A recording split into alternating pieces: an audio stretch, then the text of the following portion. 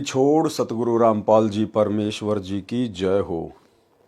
परमपिता परमात्मा सारी सृष्टि के रचनहार, कुल मालिक, असंख्य ब्रह्मांडों के स्वामी, जगत गुरु, तीनों लोकों में प्रवेश करके सबका धारण पोषण करने वाले राजाधिराज, आत्माधार, नाथों के नाथ, देवों के देव महादेव, सर्वेश्वर महेश्वर, मृत्युंजय, अजरो अमर, आदि अनादि सनातनी प्रभु, जगत पिता जगदीश्वर, श्री श्री 1008 की उपाधि के वास्तविक अधिकारी, अकाल मूरत शब्द स्वरूपी राम वासुदेव, सर्वगतम ब्रह्म, परम पूज्य, प्रथम पूज्य, परम संत, परम पुरुष, परम धनी, परम दयालु, सत्य कबीर, हक्का कबीर, अल्लाहु कबीर, अल्लाहु अकबर, बाखबर, अल्लाह ताला, जगत के तारणहार, जगत के मुक्तिदाता, जगत के जगन्नाथ, हारे के सहारे, हिंदुओं के राम, मुसलमानों के अल्लाह, सिखों के वाहिगुरु, ईसाइयों के मसीह, दया के सागर दयानिधि, करुणा के सागर करुणानिधि, स्वयंभू परिभू, संकट मोचन, कष्ट हरण, मंगल करण, दुख भंजन, अविगत कबीर, निर्विकार निर्विषम परमात्मा, अलय अलेख सतगुरु, आदि अनादि सतगुरु, असली मर्यादा पुरुषोत्तम, असली राम, असली कृष्ण, असली घनश्याम, असली मुरारी, राजाओं के राजा, महाराजाओं के महाराजा, शहंशाहों के शहंशाह, सम्राटों के सम्राट, भगवानों के भगवान, अल्लाहों के अल्लाह, प्रभुओं के प्रभु, मसीहाओं के मसीह, सच्चे वाहिगुरु, बाबाओं के बाबा, पीरों के पीर, सेठों के सेठ, जगत सेठ, सावड़सा सेठ,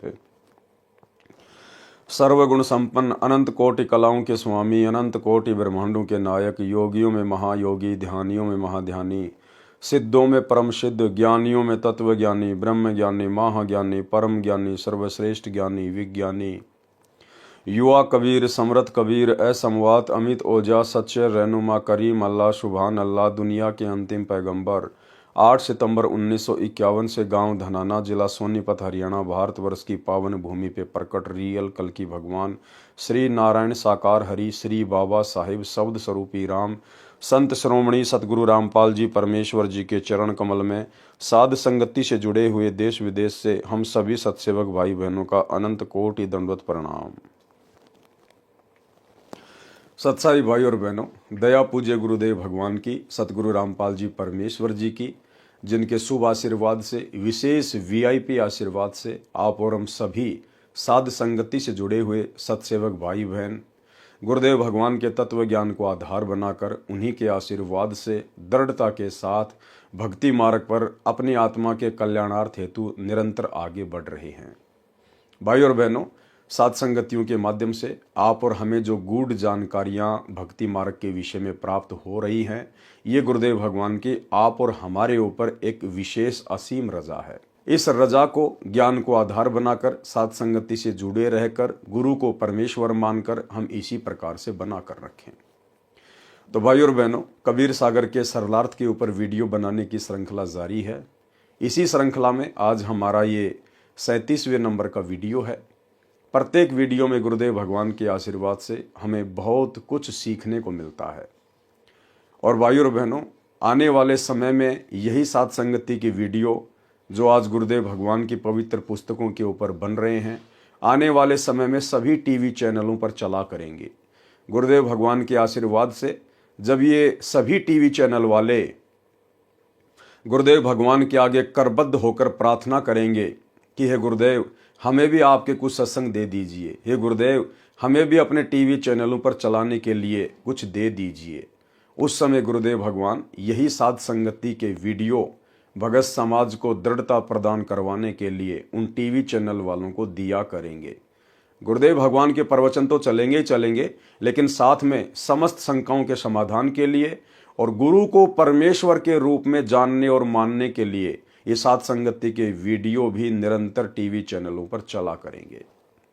इसलिए गुरुदेव भगवान समय रहते अपनी गैर हाजिरी में अपने विशेष आशीर्वाद से इन वीडियोज को बनवा रहे हैं, ताकि वर्तमान में परमेश्वर की जो विशेष आत्मा होंगी, जिनको परमेश्वर ने सतलोक लेकर जाना होगा अपने रहते सहते, वे आत्माएं भी इन वीडियो को देखकर दृढ़ता प्रदान करें, गुरु को ही इष्ट मानकर अपनी हर आध्यात्मिक क्रिया करें और गुरुदेव भगवान के सतलोक गमन के पश्चात आने वाली आत्माएं हजारों वर्षों तक दृढ़ता के साथ भक्ति मार्ग पर लगे रहें। इसलिए परमेश्वर वर्तमान में ये विशेष रजा कर रही हैं। तो भाई और बहनों, अब हम आगे बढ़ते हैं। अध्याय भवतारण बोध का सारांश कबीर सागर का सरलार्थ, पेज नंबर 320। अध्याय भवतारण बोध का सारांश। कबीर सागर में 19वां अध्याय भवतारण बोध पेज नंबर 42 पर है। इस अध्याय में कोई भिन्न ज्ञान नहीं है। इसमें जो जानकारी है वह पहले अध्यायों की है। इसमें परमेश्वर कबीर जी ने धर्मदास के माध्यम से साधक समाज को समझाया है कि साधक को चाहिए कि भक्ति सच्चे मन से करे। क्या कह रहे हैं परमेश्वर? आप और हम सबको शिक्षा दे रहे हैं कि पूर्ण सतगुरु की प्राप्ति के बाद साधक को चाहिए कि भक्ति सच्चे मन से करे। सच्चे मन से भक्ति करने का मतलब है अपने मन में, अपनी नीयत में किसी भी प्रकार का कोई खोट ना रखे। किसी भी प्रकार का अपनी नीयत में किसी भी भाई बहन के प्रति कोई खोट ना रखे। अपने मन को भटकने ना दे, ना विषय वासनाओं में, ना किसी लोभ और लालच में, ना किसी स्वार्थ में। उसको कहते हैं भक्ति सच्चे मन से करे। इसको भाव भक्ति कहा है। संत यानी अच्छी आत्माओं का सत्कार करे, भोजन पानी श्रद्धा से कराए। लेकिन भाइयों और बहनों, इनमें तो कोई भी काम इन सतलोक आश्रमों में सही प्रकार से हो ही नहीं रहा है। गुरुदेव भगवान ने जो एक सच्चे भगत के लक्षण बताए हैं कि साधक को चाहिए कि भक्ति सच्चे मन से करे, मन में कोई खोट ना रखे, कोई छल कपट ना रखे, अपनी नीयत को ना बिगाड़े, माता बहनों को बुरी नजर से ना देखे, उसको कहते हैं सच्चे मन से भक्ति करना। लेकिन अभी जो 66 नंबर की हिसार जेल से विशेष ऑडियो आई है उसमें तो गुरुदेव भगवान ने पूरा ही भांडाफोड़ कर दिया। उनकी गैर हाजिरी में जिस प्रकार से इन सभी सतलोक आश्रमों में कोऑर्डिनेटरों के द्वारा जो बकवाद की जा रही है, भक्तों के द्वारा जो बकवाद की जा रही है अपनी ही गुरु बहनों के साथ में, तो परमेश्वर ने तो उसका भांडाफोड़ कर दिया। साधक को चाहिए कि भक्ति सच्चे मन से करे, जबकि उस ऑडियो में गुरुदेव भगवान कह रहे हैं कि मेरे पास में ऐसी ऐसी शिकायत आती हैं जो नहीं आनी चाहिए। अच्छे इंसान तो जगत वाले भी ऐसा नहीं करते जो तुम भगत कर रहे हो। इन आश्रम वालों को कह रहे हैं। और फिर गुरुदेव कह रहे हैं कि मेरे पास ऐसी ऐसी शिकायत आती हैं। ये कोऑर्डिनेटर आश्रमों के भगत ये माता बहनों को भी गंदे गंदे मैसेज करते हैं, गंदे गंदे मैसेज। और ऐसे दुष्ट व्यक्ति ना तो कोऑर्डिनेटर कहलाने के अधिकारी और ना भगत कहलाने के अधिकारी। फिर आगे क्या कह रहे परमात्मा? संत यानी अच्छी आत्माओं का सत्कार करें। अच्छी आत्माओं का सत्कार करें। अच्छी आत्मा कौन होती हैं? जो पूर्ण संत से उपदेश ले लेती हैं उनको अच्छी आत्मा कहा जाता है। आत्मा तो संसार में सभी परमात्मा की है। जो लोग आन उपासना कर रहे हैं वो भी परमात्मा की आत्मा है। लेकिन अच्छी आत्मा किसे कहा है? जो सच्चे गुरु की शरण में आ जाए। तो गुरुदेव कह रहे हैं कि ऐसी आत्माओं के साथ में अच्छा व्यवहार करें, उनका सत्कार करें। लेकिन उसी 66 नंबर की ऑडियो में गुरुदेव भगवान कह रहे हैं कि ऐसी ऐसी शिकायत आई है कि ये कोऑर्डिनेटर भक्तों के साथ में धक्का मुक्की करते हैं, भक्तों को धमकाते हैं, उनको खुड़काते हैं। ऐसा उनको नहीं करना चाहिए। तो ये दोनों ही प्रकार की बातें गुरुदेव ने अपनी उस ऑडियो में कही है जो अभी आप सुनने वाले हो। यानी गुरुदेव भगवान तो कह रहे हैं कि साधक को चाहिए कि भक्ति सच्चे मन से करे, जबकि सतलोक आश्रमों में तो विषय वासनाओं की आग लगी हुई है। अरे कोऑर्डिनेटर जो संगत को हैंडल करते हैं, जब कोऑर्डिनेटर ही गुरु बहनों के साथ में गंदी हरकतें कर रहे हैं, बाकी संगत का क्या होगा? और खुद कोऑर्डिनेटर ही अच्छी आत्माओं के साथ में अच्छा व्यवहार नहीं कर रहे इन आश्रमों में भगत भाई बहनों के साथ में। गुरुदेव भगवान कह रहे हैं उनको धमकाते हैं, खुड़काते हैं, बहुत सारी शिकायतें आ रही है। ऐसा नहीं करना चाहिए उनको। ये परमात्मा के बच्चे हैं। तुम लोग मजदूर बन के सेवा करो। तुम कोऑर्डिनेटर बन गए तो कोई खुदा थोड़ी बन गए। सुनिए ऑडियो। विचार कर रहा हूं कि हम कौन है, कहां से आए। आपस में खेचातानी रखते हो अभी भी भगत हो गए। अच्छे इंसान तो जगत वाले भी ना करते ऐसा जैसे भगत कर रहे हैं। अच्छे इंसान तो जगत वाले भी ना करते ऐसा जैसे भगत कर रहे हैं। अच्छे इंसान तो जगत वाले भी ना करते ऐसा जैसे भगत कर रहे हैं। किसी को छोटी सी सेवा दे देते, कोऑर्डिनेटर बना दिया, वो ने सोचा मैं खुदा बन गया। और इतना शिक्षा तो बने, मजदूर बनो सीखो, मजदूर। और कई देखा है कि कोऑर्डिनेटर या जिसकी जो भी व्यवस्था लगाई जाए तो व्यवहार भी ठीक नहीं करते, धमकान लग जाते, फुरकान लग जाते। और कुछ ऐसी भी शिकायतें आई हैं जो बहन बेटियों के साथ गलत मैसेज भी डालते हैं।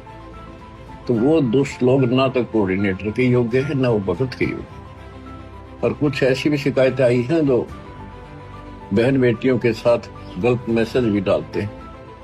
तो वो दुष्ट लोग ना तो कोऑर्डिनेटर के योग्य है ना वो भगत के योग्य।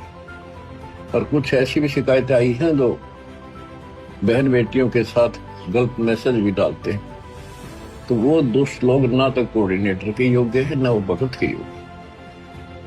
तो ऐसा तो संगत माई कुसंगत उपजेगी, और ऐसी कुसंगत होगी फिर हम रखेंगे नहीं उसको खेत में। किसान उस कुबाड़ को पाड़ कर खेत से बाहर फेंक देता है, तो उसको आप मिशन से निकाल दिया जाया करेगा। सुधर जाओ, एक के नहीं सुनी जाया करती थी, सामूहिक शिक्षा दी जाती है, अमल कर लो इन पे। कर्म बतेरे फोड़ लिए, इस ज्ञान का असर क्या हुआ? थोड़ा सा सुख होते हो फिर पक्के एजेंट काल के बन जाते, बकवाद वही करनी, भगवान से दूर हो जाना। थोड़ा सा सुख होते हो फिर पक्के एजेंट काल के बन जाते, बकवाद वही करनी, भगवान से दूर हो जाना। थोड़ा सा सुख होते हो फिर पक्के एजेंट काल के बन जाते, बकवाद वही करनी, भगवान से दूर हो जाना। तो भाई और बहनों, आप और हम भाई बहनों ने इस भक्ति मार्ग पर शिक्षा लेकर चलनी है। शिक्षा सबसे पहली बात तो हमारे गुरुदेव भगवान अपने कर कमल से लिख रहे हैं, आप और हमें उपदेश दे रहे हैं, शिक्षा दे रहे हैं, नसीहत दे रहे हैं। दूसरी बात, हमने अपने गुरु भाई बहनों से भी शिक्षा लेनी है जो सतलोक आश्रमों से जुड़े हुए हैं। इन कोऑर्डिनेटरों से शिक्षा लेनी है, आश्रमों में आने वाली संगत से शिक्षा लेनी है कि हमने इन लोगों के जैसा व्यवहार भक्ति मार्ग पर नहीं करना चाहिए। अन्यथा गुरुदेव इनकी इन्हीं हरकतों से दुखी है, परेशान है। इनकी इन्हीं हरकतों से दुखी होकर तो गुरुदेव सार्वजनिक तौर पर सत्संग में ये बातें कह रहे हैं। इसका मतलब इस प्रकार की गंदी हरकतें करने से गुरुदेव भगवान भगत से नाराज होते हैं, रुष्ट होते हैं। और अगर गुरु नाराज हो गया तो फिर हमारे पास में बच क्या जाएगा।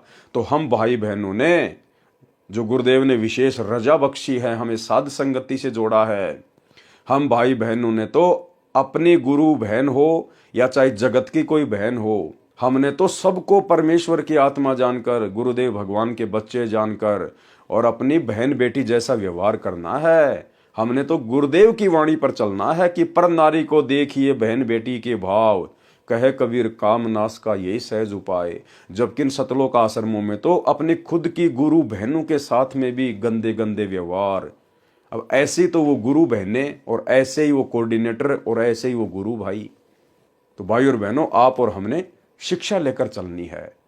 और ये कोऑर्डिनेटर और इन आश्रमों से जुड़े हुए भगत ये क्यों इस प्रकार की गंदी हरकतें अपनी गुरु बहनों के साथ करते हैं, आगे आपको दिखाएंगे।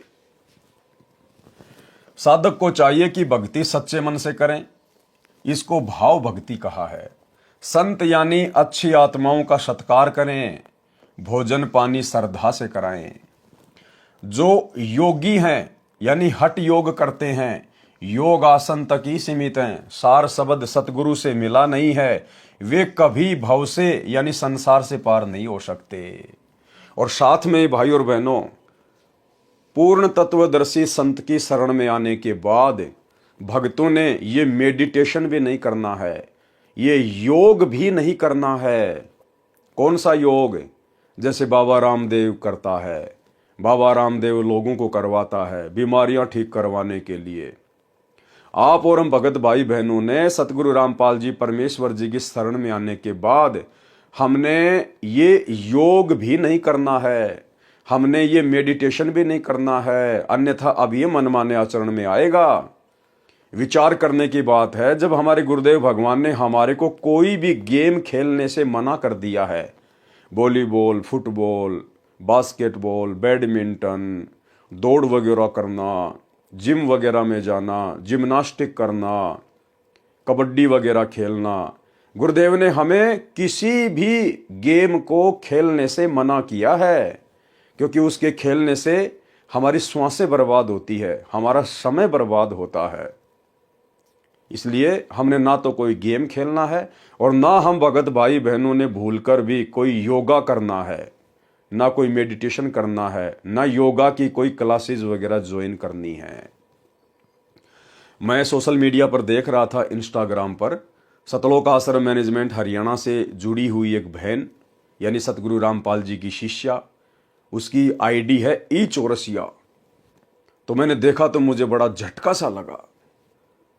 और सोशल मीडिया पर सतगुरु रामपाल जी की शिष्या कहलाने वाली उस लड़की की अभद्र फोटोएं देखकर जो योग करती है, लोगों को योग सिखाती है, मेरे को बिल्कुल भी अच्छा नहीं लगा।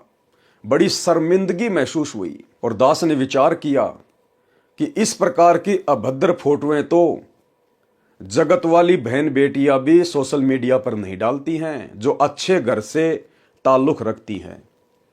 और संत रामपाल जी की शिष्या होके एक लड़की योग कर रही है, खुले में कर रही है, पार्क में कर रही है, और अभद्र तरीके से वो फोटोएं फिर सोशल मीडिया पर वायरल कर रही है। हम समाज को क्या संदेशा दे रहे हैं? हम क्या संदेशा दे रहे हैं समाज को कि सतगुरु रामपाल जी से हमने क्या सीखा है? तो ये योग वगैरह भी सतगुरु रामपाल जी परमेश्वर जी की भक्ति प्राप्त होने के बाद में ये जो है बिल्कुल भी हमने त्यागना पड़ेगा। हमने एक नेक भगत बनकर भक्ति करनी पड़ेगी। हम किस लिए योग कर रहे हैं? क्या जरूरत है हमें योग करने की? अगर हम सतगुरु की भक्ति मर्यादा में रह के कर लेंगे तो क्या परमेश्वर हमारे शरीर में किसी प्रकार की कोई तकलीफ आने देंगे? और यदि तकलीफ आ भी गई तो तकलीफ को दूर कौन करेगा? वो योग दूर करेगा या फिर हॉस्पिटल दूर करेगा? और अगर ऐसी कोई तकलीफ आ भी गई तो आप सतलोक आश्रम वाले भाई बहनों को तो दुखी होने की जरूरत है ही नहीं। आप लोगों को तो योग करने की जरूरत है ही नहीं। अरे आपके तो आश्रमों में हॉस्पिटल खुल रहे हैं। धनाना आश्रम में 10 एकड़ जमीन में हॉस्पिटल खुल रहा है। अगर आप लोग बीमार हो भी जाओ, कोई समस्या आ भी जाए, तो आप लोगों के तो आश्रम में 10 एकड़ जमीन में बहुत बड़ा हॉस्पिटल खुलने जा रहा है। आप तो वहां जाके एडमिट हो जाओ, आपका तो फ्री में इलाज होगा, क्योंकि आपसे तो कोई पैसा लिया नहीं जाएगा। तो आप लोगों को भला योग करने की जरूरत क्या है? तो भाई और बहनों, हमने शिक्षा लेनी है। दास आपको ये फोटो दिखा रहा है, ये है वो बहन जिसकी फेसबुक आईडी है ई चौरसिया। ई चौरसिया के नाम से इस बहन की फेसबुक आईडी है। और ये गरीबदास जी की फोटो है, पीछे सतगुरु रामपाल जी की फोटो है, ये स्वामी रामदेवानंद जी महाराज जी की फोटो है। और ये बहन सतलोक आश्रमों में जब समागम होते हैं, कबीर प्रकट दिवस, अवतरण दिवस, गरीबदास जी का बोध दिवस, दिव्य धर्म यज्ञ दिवस, उस समय ये बहन पाठ करती है। पाठ, ये पाठ पर बैठती है। ये बहन आपके सामने है, इसकी फोटो, ये पाठ कर रही है, इस पवित्र सदग्रंथ का पाठ कर रही है। और ऐसे पवित्र सदग्रंथ का पाठ करने वाला कितना पाक और पवित्र होना चाहिए। तो आप इस बहन को आश्रम में देखिए किस प्रकार से बैठी हुई है, बहुत ही सभ्य तरीके से। आश्रम में जाते हैं तो हम लोग भगत बन जाते हैं कि हमारे से बढ़कर कोई दास या दासी होगा ही नहीं, हमारे से बढ़कर सभ्य और शालीन कोई होगा ही नहीं।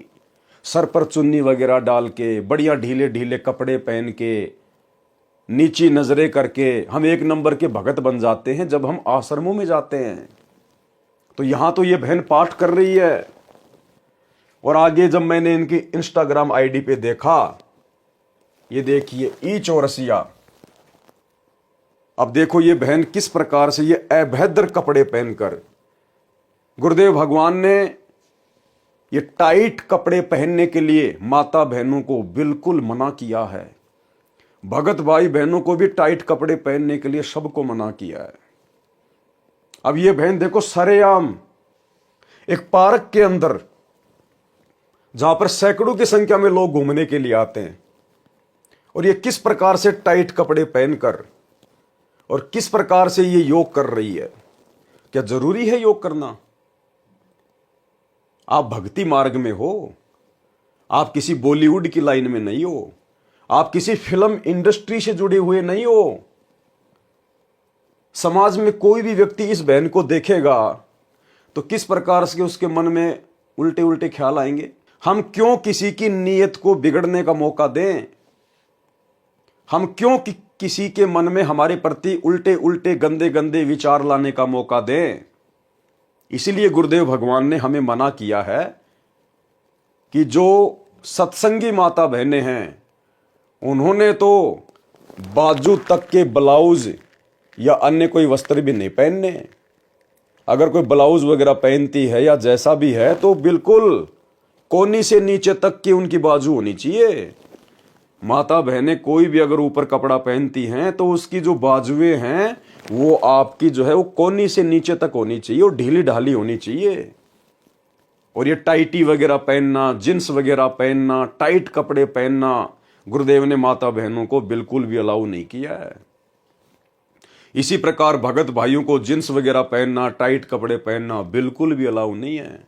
और ये बहन देखो किस प्रकार से टाइट कपड़े पहनकर, जैसे बॉलीवुड की जो ये एक्ट्रेस होती हैं, ये फिल्मों में टीवी सीरियल में जो लड़कियां काम करती हैं, जो अपना अंग प्रदर्शन करती हैं डायरेक्टर को लुभाने के लिए और अधिक काम प्राप्त करने के लिए, फिल्में प्राप्त करने के लिए, और सरेआम सतगुरु रामपाल जी की शिष्या होकर ये बहन एक पार्क में सार्वजनिक तौर पर किस प्रकार से अपना प्रदर्शन कर रही है। इसको तो बहुत अच्छा लग रहा होगा कि मैं एक योग टीचर हूं, मैं लोगों को योगा सिखाती हूं। अरे हमें गुरुदेव ने भक्ति सिखाई है, हमें गुरुदेव ने जो भक्ति सिखाई है हमने उसको मर्यादा में रह के करना है। ये अभद्र हरकतों में आता है, ये गंदी हरकतों में आता है। संत रामपाल जी की शिष्या होने के बावजूद आम सांसारिक माता बहनें जो गुरुदेव के ज्ञान से अपरिचित हैं वो जो मर्जी करें, हमें उनसे कोई लेना देना नहीं है। लेकिन जब हमारी खुद की माता बहनें इस प्रकार की हरकतें करती हुई नजर आती हैं और फिर सोशल मीडिया पर उन फोटो को वायरल करती है तो भाई हमारा सर शर्म के मारे नीचे झुक जाता है। तो हम जो साथ संगति से जुड़े हुए भाई बहन है ना, आप और हमने भूलकर भी ये योग वगैरह नहीं करने हैं। हमने अपने गुरुदेव की भक्ति पर विश्वास करना है।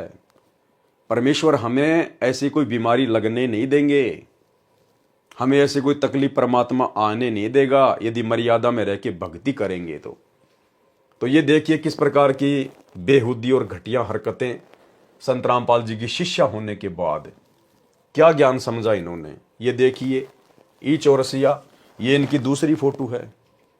अब देखो भाई और बहनों, अब इस बहन के आगे पीछे से सैकड़ों लोग पार्क में घूमते हैं, आते हैं, कोई देख रहा है, कोई क्या बोल रहा होगा, कोई क्या कर रहा होगा। ये सार्वजनिक तौर पर इस प्रकार की हरकतें करना क्या जरूरी है? क्या शोभा देता है? अरे अगर योग भी आपको करना है, यदि आपको अपने गुरुदेव की आज्ञा का पालन नहीं करना है, आपने यदि भक्ति मर्यादा में रह के नहीं करनी है, आपको यदि विश्वास नहीं है भक्ति पर, तो अपने घर पर एक बंद कमरे में कर लीजिए जो भी आपने करना है।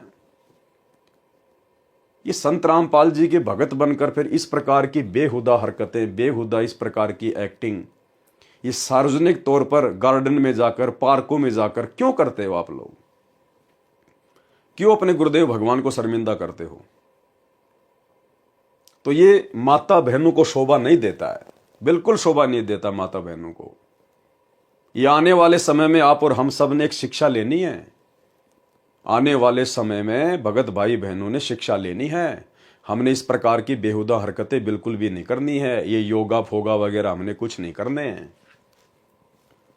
ये एक फोटो और है इस बहन की। बताओ, आप लोगों को दिखाते हुए भी मुझे शर्म आ रही है।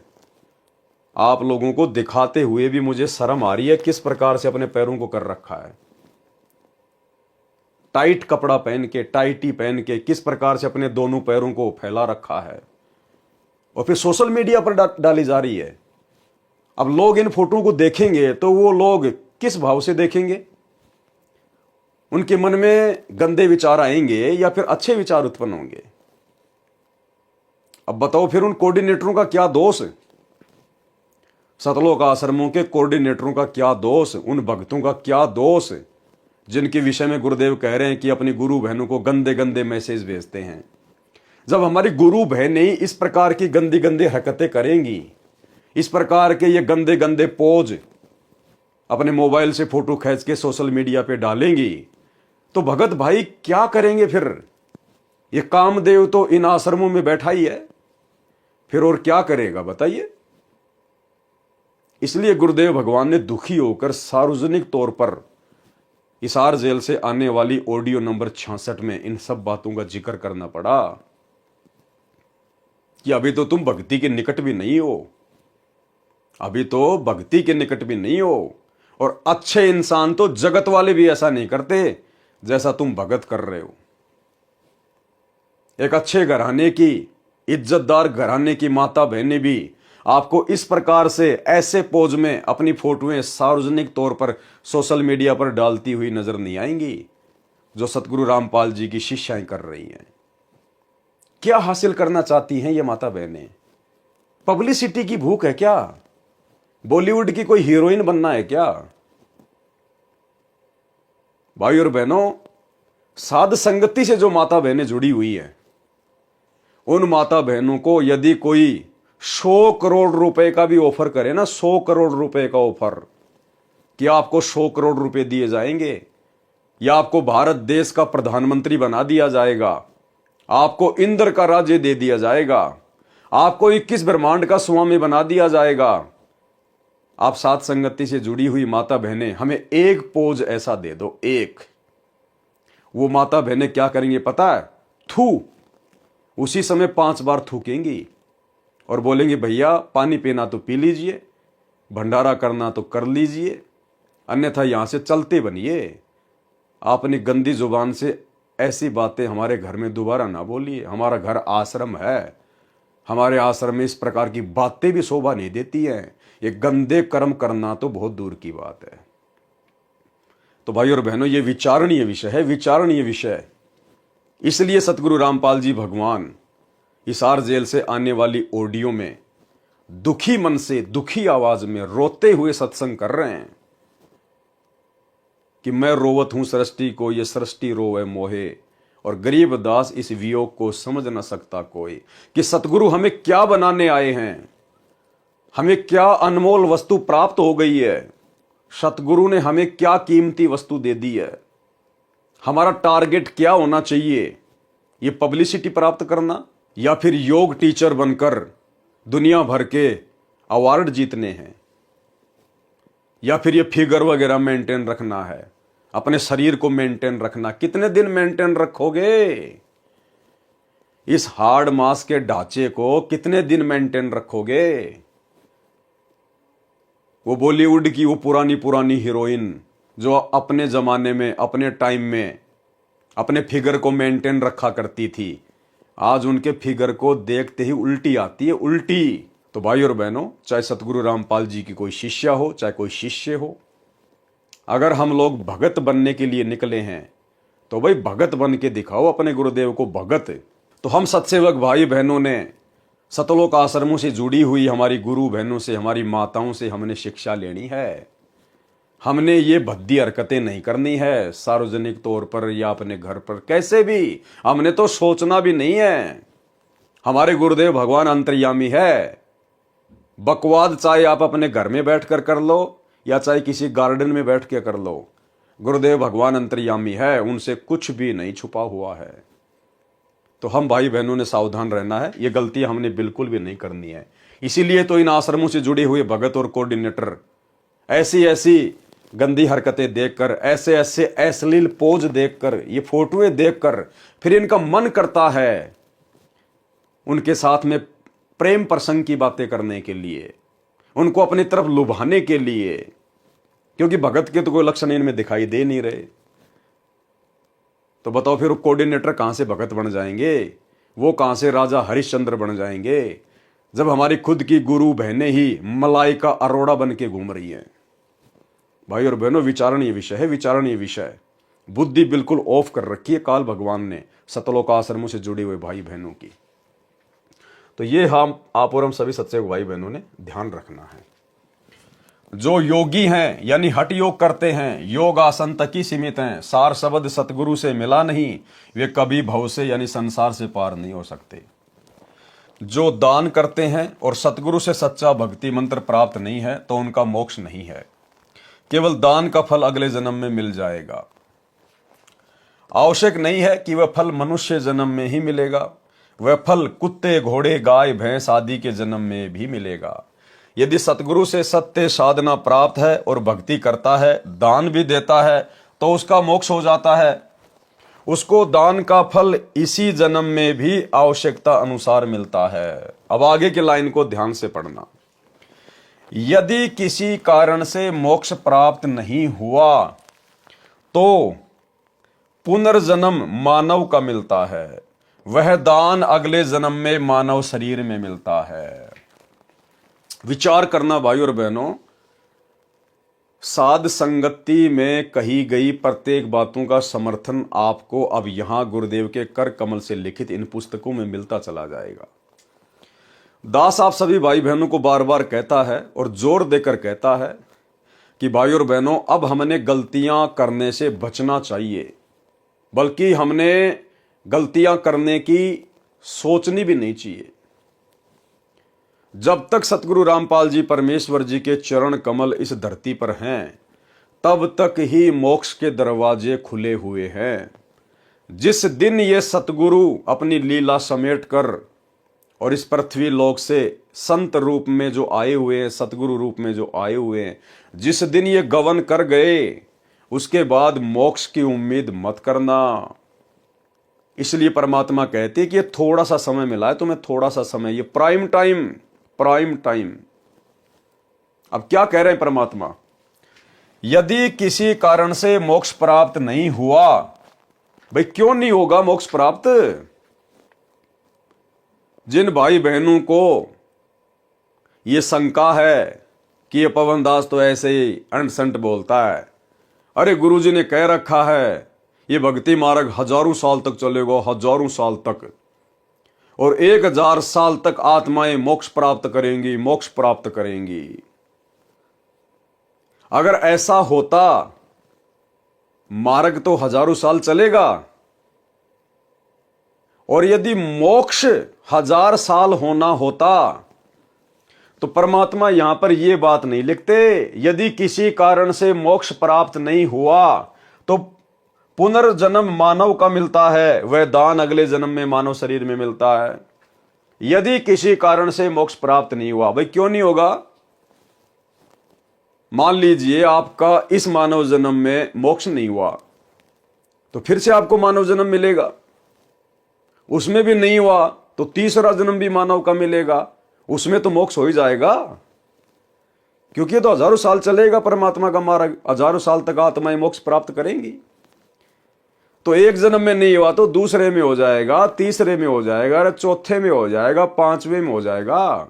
1000 साल में कम से कम 100 तो मानव जन्म मिलेंगे। फिर गुरुदेव ये बात क्यों कह रहे हैं कि यदि किसी कारण से मोक्ष प्राप्त नहीं हुआ तो, अरे क्या 100 जन्म में भी मोक्ष नहीं होगा? चलो इस जन्म में आपने गलती कर दी, आपका मोक्ष नहीं हुआ, अगला जन्म फिर से आपको स्त्री या पुरुष का मिल गया, किसी भगत के घर में देगा परमात्मा, तो उस जन्म में तो हो ही जाएगा।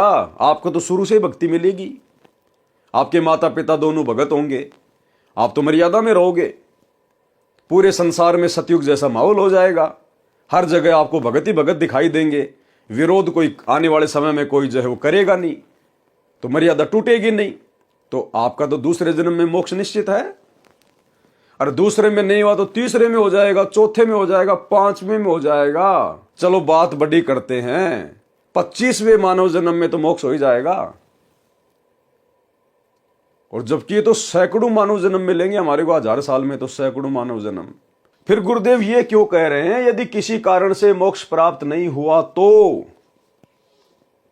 ये इसलिए कह रहे हैं परमात्मा कि सतगुरु के रहते सहते ही मोक्ष के दरवाजे खुलते हैं, और जिस दिन ये सतगुरु धरती से चला जाएगा उसके बाद में मोक्ष नहीं है। एक छोटा सा वीडियो गुरुदेव भगवान का, गुरुदेव ने स्पष्ट कह दिया कि ये भक्ति मार्ग इस दास से पहले नहीं था और इस दास के जाने के बाद ये समाप्त हो जाएगा। भाई गुरु जी के जाने के बाद में समाप्त कहां से हो जाएगा? ये तो हजारों साल चलेगा ना, तो समाप्त कैसे हो जाएगा? ये तो हजारों साल चलेगा। फिर क्यों कह रहे हैं गुरुदेव कि इस दास के जाने के बाद समाप्त हो जाएगा और इस दास से पहले ये भक्ति मार्ग नहीं था और इस दास के जाने के बाद ये भक्ति मार्ग समाप्त हो जाएगा, यानी मोक्ष के दरवाजे बंद हो जाएंगे। जब तक धरती पर सतगुरु है तब तक ही आप जी मोक्ष प्राप्त कर सकते हैं। सतगुरु के जाने के बाद मोक्ष प्राप्ति की उम्मीद मत करना। फिर कोई यहां मर्यादा में रहने वाला नहीं है, फिर किसी को सतगुरु का कोई भय नहीं होगा।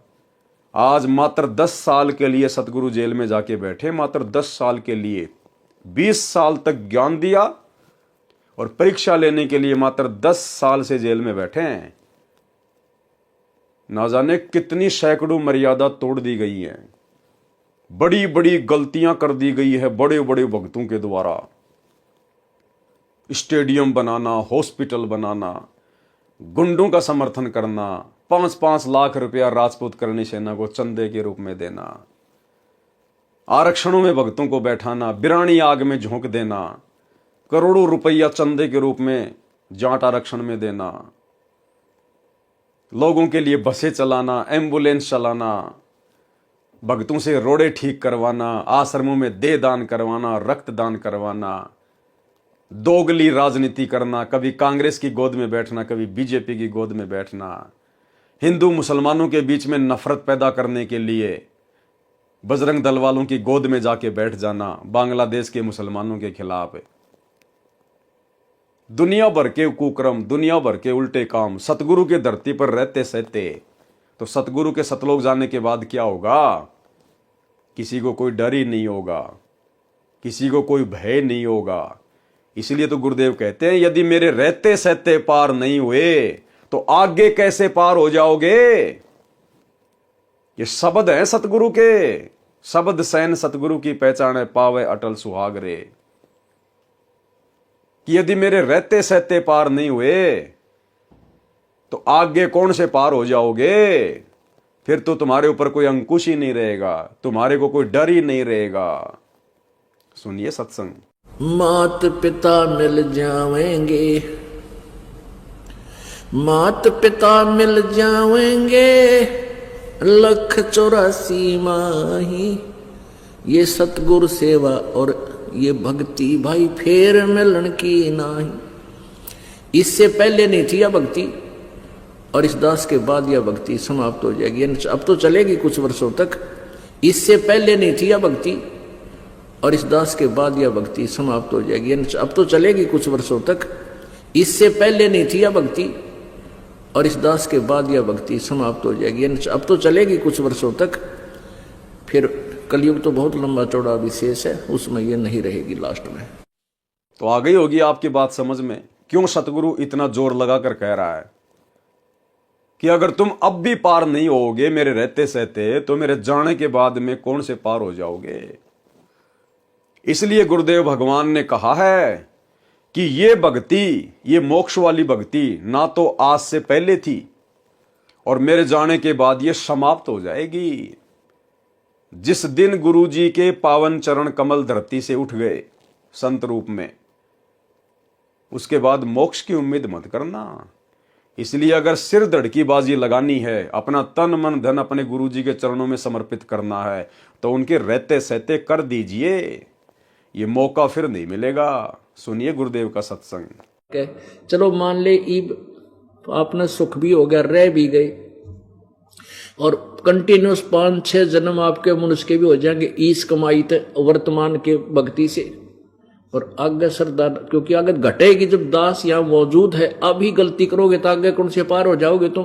और आगे सरदार, क्योंकि आगे घटेगी जब दास यहाँ मौजूद है, अभी गलती करोगे तो आगे कौन से पार हो जाओगे तुम। और आगे सरदार, क्योंकि आगे घटेगी जब दास यहाँ मौजूद है। अभी गलती करोगे तो आगे कौन से पार हो जाओगे तुम। अब तो हर तरह से मर्यादा आपको समझाता हूं, ये बताता हूं ये गलती मत करो, तुम्हें फाउल पॉइंट बताता हूं कि ये गलत, ये पॉइंट फाउल है, तेरा नाम खंड हो गया। तो अब भी जर रह जाओगे तो फिर आगे कैसे पार होगे तुम। तो अब भी जर रह जाओगे तो फिर आगे कैसे पार होगे तुम। तो अब भी जर रह जाओगे तो फिर आगे कैसे पार होगे तुम। जब ये दास चला जाएगा सतलोक, फिर तुम पर अंकुश नहीं रहेगा, ज्ञान तो रहेगा, लेकिन कुछ ऐसी मर्यादा बन जाएंगी जो पुण्यात्मा बचपन से भक्ति अपने बच्चों को रंग में रंग देंगे, वो आने वाले समय में इतना जल्दी नहीं बिगड़ेंगे। और जो वर्तमान में बिगड़ जाएगा तो आगे गलती हुई पड़ी है स्थित है। तो इसलिए इस समय को ज्यादा नहीं बढ़ाना अपने। और जो वर्तमान में बिगड़ जाएगा तो आगे गलती हुई पड़ी है स्थित है। तो इसलिए इस समय को ज्यादा नहीं बढ़ाना अपने। और जो वर्तमान में बिगड़ जाएगा तो आगे गलती हुई पड़ी है स्थित है। तो इसलिए इस समय को ज्यादा नहीं बढ़ाना अपने। तो भाई और बहनों, समझ में आ रहा होगा आपके। इसलिए यहां परमात्मा कह रहे हैं कि ये ना सोचना कि हजारों साल ये मार्ग चलेगा तो हजारों साल तक तुम पार भी होते जाओगे। हजारों साल केवल गुरु जी का भक्ति मार्ग चलेगा, हजारों साल मोक्ष प्राप्त नहीं होगा। और इसी लाइन को गुरुदेव ने अपने सत्संग में भी कह दिया स्पष्ट तौर पर। यदि किसी कारण से मोक्ष प्राप्त नहीं हुआ तो क्या होगा? पुनर्जन्म मानव का मिलता है, यानी मनुष्य जन्म मिलते रहेंगे। और वो जो दान जो तुम आज कर रहे हो ना, ज्योति पाठ वगैरह, ये फिर तुम्हें उन मनुष्य शरीरों में मिलता रहेगा। एक छोटा सा सत्संग गुरुदेव का इसी टॉपिक पर कि यदि तुम रह गए, तुम पार ना हो पाए इस समय, तो तुम्हारे को मनुष्य जन्म मिलेंगे, मनुष्य जन्म। और जब तक दूसरा कलयुग नहीं आ जाएगा, जब तक दूसरे कलयुग की पिछली पीढ़ी नहीं आ जाएगी, तब तक तुम्हें केवल मनुष्य जन्म मिलेंगे। गुरुदेव ने ये नहीं कहा कि अगर किसी कारण से तुम्हारा ये जन्म अगर रह गया, तुम मोक्ष प्राप्त नहीं कर पाए, तो अगले जन्म में मोक्ष हो जाएगा या उससे अगले जन्म में मोक्ष हो जाएगा। नहीं, गुरुदेव कह रहे हैं कि किसी कारण से तुम पार नहीं हो पाए तो फिर तुम्हें मनुष्य जन्म मिलते जाएंगे, सतयुग में, त्रेता में, द्वापर में। फिर जब यही समय आएगा, फिर कहीं जाकर बात बनेगी। तो ये सत्संग सुन लीजिए और ध्यान से विचार कर लीजिएगा।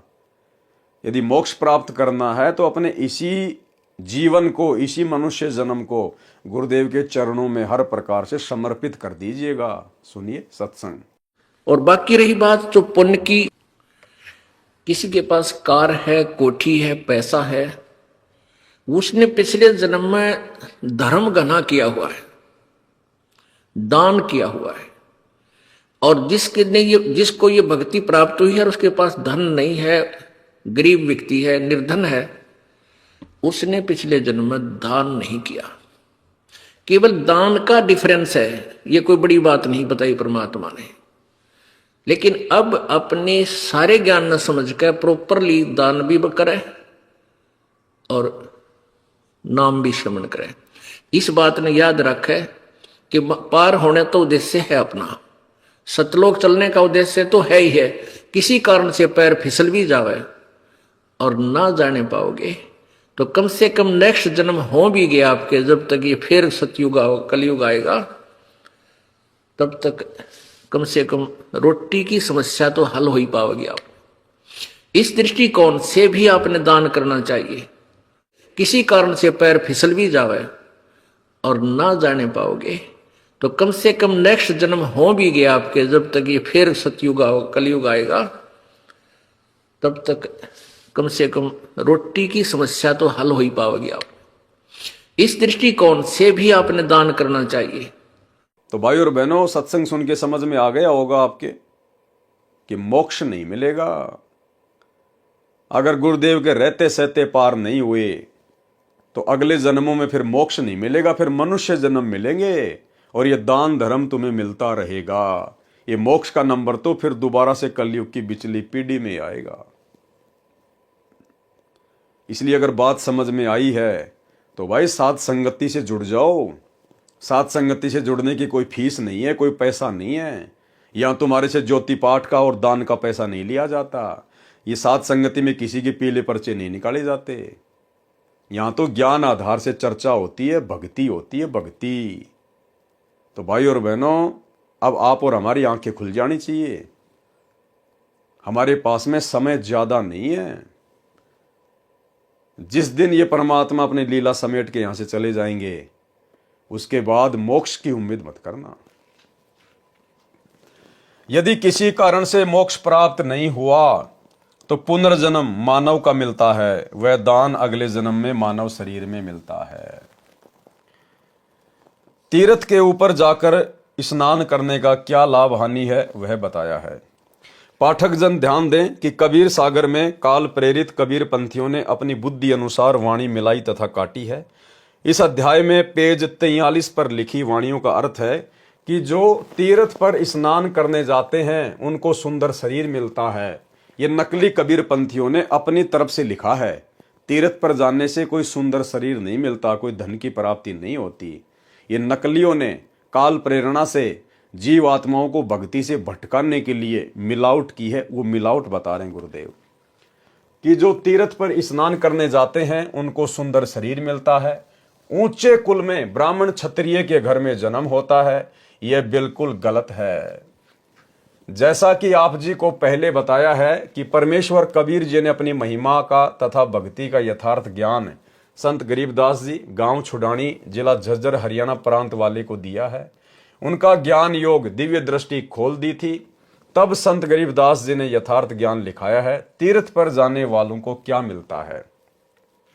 गरीब तीर्थ बाट चले जो प्राणी, सो तो जन्म जन्म उर्झाणी। वो तो जन्म जन्मांतरों तक इसी प्रकार से उलझ पुलझ रहेंगे, उनका मोक्ष नहीं हो पाएगा जो तीर्थों पर जाते हैं। क्यों? जहां तीर्थ पर कर है दानम, जो तीर्थों पर जाकर दान धर्म करते हैं, ता पर जीव मरत हैं अरबानम। अरबों जीवों की हत्या होती है वहां पर। आप जी सैकड़ों किलोमीटर जाते हो तीर्थों की यात्रा के लिए, कोई पैदल जाता है, कोई बस से, कोई ट्रेन से, कोई अपनी पर्सनल गाड़ी से। उस तीर्थ पर जाने का मान लीजिए एक फल मिलता है, और आपने उस तीर्थ पर जाते और आते समय कितने अरबों जीवों की हत्या कर दी आपने, अरबों जीवों की। और तीर्थ में नहाते समय कितने सूक्ष्म जीव आपने मार दिए वहां पर। तो कहते हैं वो तो जन्म जन्मांतरों तक उलझा रहेगा काल की भूल भुलैया में। गोते गोते पड़ी है भारम, गंगा जमुना गए केदारम। भावार्थ, जो श्रद्धालु तीर्थ स्थान के लिए जाता था वह पैदल जाता था। वर्तमान में गाड़ी से, मोटरसाइकिल से जाते हैं। रास्ते में जितने जीव यात्रा में मरते हैं वे तीर्थ यात्री के पाप कर्मों में लिखे जाते हैं। तीर्थ के अंदर जल में स्नान करने से कोई लाभ नहीं होता। यदि वहां दान करते हैं, वह दान कहीं कर लो, उसका फल अवश्य मिलता है, चाहे पशु पक्षी के जीवन में मिले। तीर्थ पर जाकर किए दान के साथ अरबों जीव मरने का पाप भी साथ लिपट गया। अब आप विचार करें कि तीर्थ स्नानार्थ जाने वालों को क्या लाभ या हानि होती है। गीता अध्याय 17 श्लोक 22 में कहा है कि कुपात्र को दिया दान लाभ के स्थान पर हानि करता है। कबीर परमेश्वर जी ने कहा है कि कबीर गुरु बिन माला फेरते, गुरु बिन देते दान, गुरु बिन दोनों निष्फल है, पूछो वेद पुराण। यानी दान केवल सुपात्र को दिया जाता है। ज्योति पाठ का पैसा केवल सुपात्र को दिया जाता है, और सुपात्र पूरी सृष्टि में केवल सतगुरु रामपाल जी हैं। इसके अलावा सब कुपात्र हैं, कुपात्र। और कुपात्र को दान धर्म का पैसा नहीं दिया जाता, ज्योति पाठ का पैसा नहीं दिया जाता है। और इन आश्रमों में जाकर आप भाई बहनों ने गुरुदेव के बेटा बेटियों को, इन कोऑर्डिनेटरों को, आश्रम संचालकों को, क्योंकि आपका दान बाद में इन्हीं के हाथों में तो जाता है, आप तो दान पेटी में डाल देते हो, लेकिन फिर वो पैसा जाता किसके हाथ में है? गुरुदेव के परिवार के हाथ में, कोऑर्डिनेटरों के हाथ में, आश्रम संचालकों के हाथ में। और आपके दान का फिर आप ही की आंखों के सामने सरेआम दुरुपयोग किया जा रहा है, क्योंकि ये कुपात्र है, ये काल प्रेरित हैं। काल इनसे आपके दान का दुरुपयोग ही करवाएगा। और आपका दान फिर कहां कहां लगाया जा रहा है? 10 एकड़ जमीन में हॉस्पिटल बनाया जा रहा है। क्या आवश्यकता है आश्रम में हॉस्पिटल बनाने की?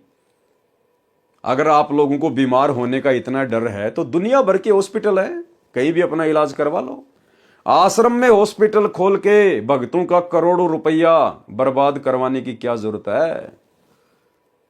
मात्र धनाना गांव में अपना आश्रम चलाने के लिए कि गांव वाले हमारा विरोध ना करें, धनाना गांव के बच्चों के लिए 1 करोड़ रुपए की लागत का बैडमिंटन का स्टेडियम बना दिया गया, जबकि गुरुदेव तो ताश खेलने के लिए भी मना करते हैं, सहयोग के लिए भी मना करते हैं।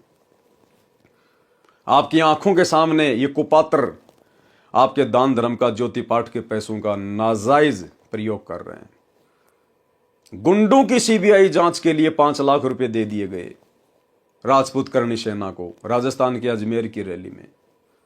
जाट आरक्षण में 2-3% आरक्षण के लिए सरकार के साथ में हरियाणा के जाट लड़ाई कर रहे थे। अरे हमने बिरानी आग में जाकर कूदने की क्या आवश्यकता थी भाई? हम भगत हैं, हमने तो सतलोक में चाहिए आरक्षण, सतलोक में।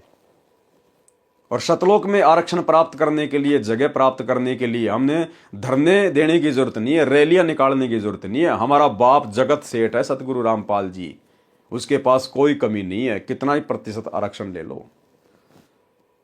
लेकिन उन जाटों के कहने पर और सतलोक आश्रम मैनेजमेंट हरियाणा ने, इन कोऑर्डिनेटरों ने लाखों की संख्या में भक्तों पर जाट आरक्षण में धरनों पर बैठा दिया।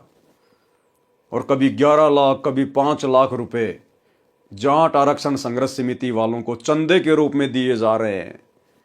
अब वो जाट क्या करेंगे? वो हुक्का पाड़, वो नशेड़ी, वो राजनीति करने वाले लोग क्या करेंगे आपके दान धर्म का? इसलिए परमात्मा मना करते हैं कि कुपात्र को दान नहीं करना चाहिए, कुपात्र को दान नहीं करना चाहिए। एक कथा है छोटी सी द्रौपदी की, लेकिन शिक्षा बहुत गहरी है।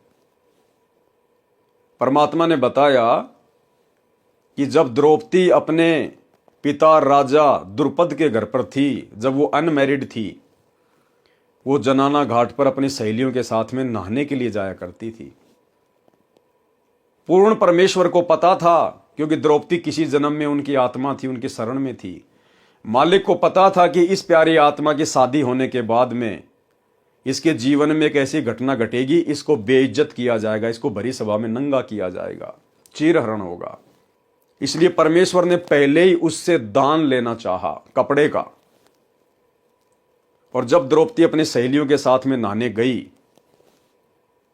तो द्रौपदी ने देखा कि एक अंधा महात्मा और उस पानी में नहा रहा है, नदी में। द्रौपदी जब नहाकर वापस आई तब भी देखा कि महात्मा तो अभी भी वहीं खड़ा है और हाथ मार रहा है यूं हाथ। कौन था वो महात्मा? कबीर परमेश्वर सतगुरु रामपाल जी। यही परमात्मा अपनी आत्माओं के लिए 100 छल छिद्र करते हैं। 100 छल छिद्र मैं करूं अपने जन के काज। द्रौपदी ने ध्यान से देखा तो पता चला कि महात्मा जी तो नंगा है। नहाते समय इसका जो वस्त्र है वो पानी में बह गया और ये तो शर्म के मारे बाहर नहीं आ रहा। और भाई अगर ये नदी में गहरा चला गया तो डूब भी सकता है। तो द्रौपदी ने क्या किया? अपनी खुद की साड़ी फाड़ी, छोटे छोटे टुकड़े किए ताकि महात्मा जी के हाथ में ये साड़ी का टुकड़ा लग जाए, अपने शरीर पर बांधकर पानी से बाहर आ जाए। गुरुदेव भगवान ने बताया कि द्रौपदी ने 7-8 टुकड़े अपनी साड़ी से फाड़ फाड़ के और महात्मा को देना चाहा, उस पानी में छोड़ा, लेकिन महात्मा जी के हाथ वो टुकड़े नहीं लगे। वो 7-8 टुकड़े द्रौपदी की साड़ी के अंधे महात्मा के रूप में जो कबीर परमात्मा लीला कर रहे थे उनके हाथ में नहीं लगे। भाई वो तो परमात्मा था, वो तो एक ही टुकड़े को अपने हाथ में पकड़ सकता था, लेकिन जानबूझ के परमात्मा ने आज हम पिछली पीढ़ी वाले भक्तों को दान की महत्वता को समझाने के लिए वो लीला की। 7-8 टुकड़े पानी में बह गए, महात्मा जी के हाथ नहीं लगे। अंत में द्रौपदी ने फिर अपनी साड़ी का एक टुकड़ा पाड़ा और एक लंबी सी एक लकड़ी के सहारे महात्मा जी के हाथ के पास कर दिया। महात्मा जी हाथ मार ही रहे थे, तुरंत कपड़ा पकड़ लिया और अपने गुप्तांग के ऊपर बांधकर और बाहर आ गए और कहा, बेटी जिस प्रकार आज तूने मेरी इज्जत रखी है, ऐसे भगवान एक दिन तेरी भी इज्जत रखे। फिर गुरुदेव ने क्या कहा उस सत्संग में, जो मुख्य बात है, मुख्य पॉइंट है कि पुण्यात्माओं, द्रौपदी ने 7-8 टुकड़े अपनी साड़ी के तोड़ तोड़ के, फाड़ फाड़ के महाराज जी को दिए, लेकिन महाराज जी को जो एक टुकड़ा उनके हाथ में लगा, जो एक टुकड़ा साड़ी का महात्मा के हाथ लगा, उस एक टुकड़े के प्रतिफल में और आगे चलकर परमात्मा ने द्रौपदी का चीर बढ़ाया था। केवल एक टुकड़े के प्रतिफल में, वो एक टुकड़ा ही महात्मा जी के हाथ लगा था और उसी दान के प्रतिफल में फिर द्रौपदी का चीर बढ़ाया था, ना कि वो 7-8 टुकड़े जो महात्मा जी के पास से बह गए लेकिन हाथ नहीं आए, उनके प्रतिफल में नहीं।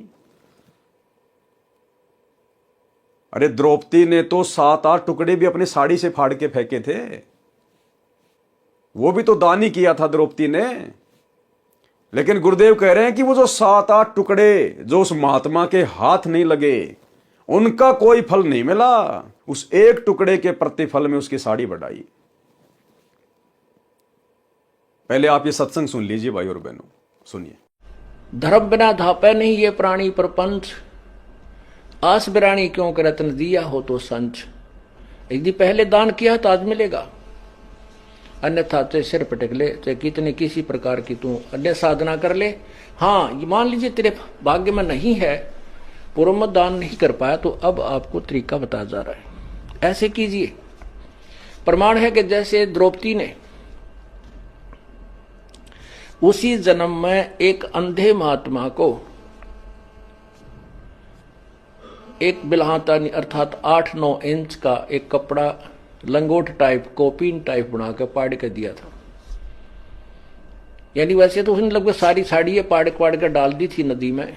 अंधा महात्मा था, हाथ नहीं लग गया, वह एक लकड़ी का लपेट कर उसके हाथ का लगा दिया। अर्थात उस इतने के कपड़े का दान का इसी जन्म में भी परमात्मा ने उसको लाभ दे दिया। यानी वैसे तो उसने लगभग सारी साड़ी पाड़ पाड़ कर डाल दी थी नदी में। अंधा महात्मा था, हाथ नहीं लग गया, वह एक लकड़ी का लपेट कर उसके हाथ का लगा दिया। अर्थात उस इतने के कपड़े का दान का इसी जन्म में भी परमात्मा ने उसको लाभ दे दिया, क्योंकि वो सुपात्र को दान किया गया था। वो परमात्मा कहता है कि जो जन मेरी शरण है ताका हूं मैं दास, गेल गेल ला गया फिरूं जब तक धरती आकाश। तो भाई और बहनों, सत्संग आपने सुन लिया। केवल उस एक साड़ी के टुकड़े के प्रतिफल में ही परमात्मा ने द्रौपदी का चीर बढ़ाया।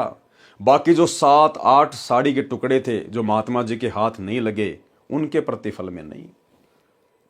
तो विचार करो, जो भाई बहन इन आश्रमों में जाकर इन कुपात्रों को ज्योति पाठ और दान का पैसा दे रहे हैं, इनको क्या मिलेगा?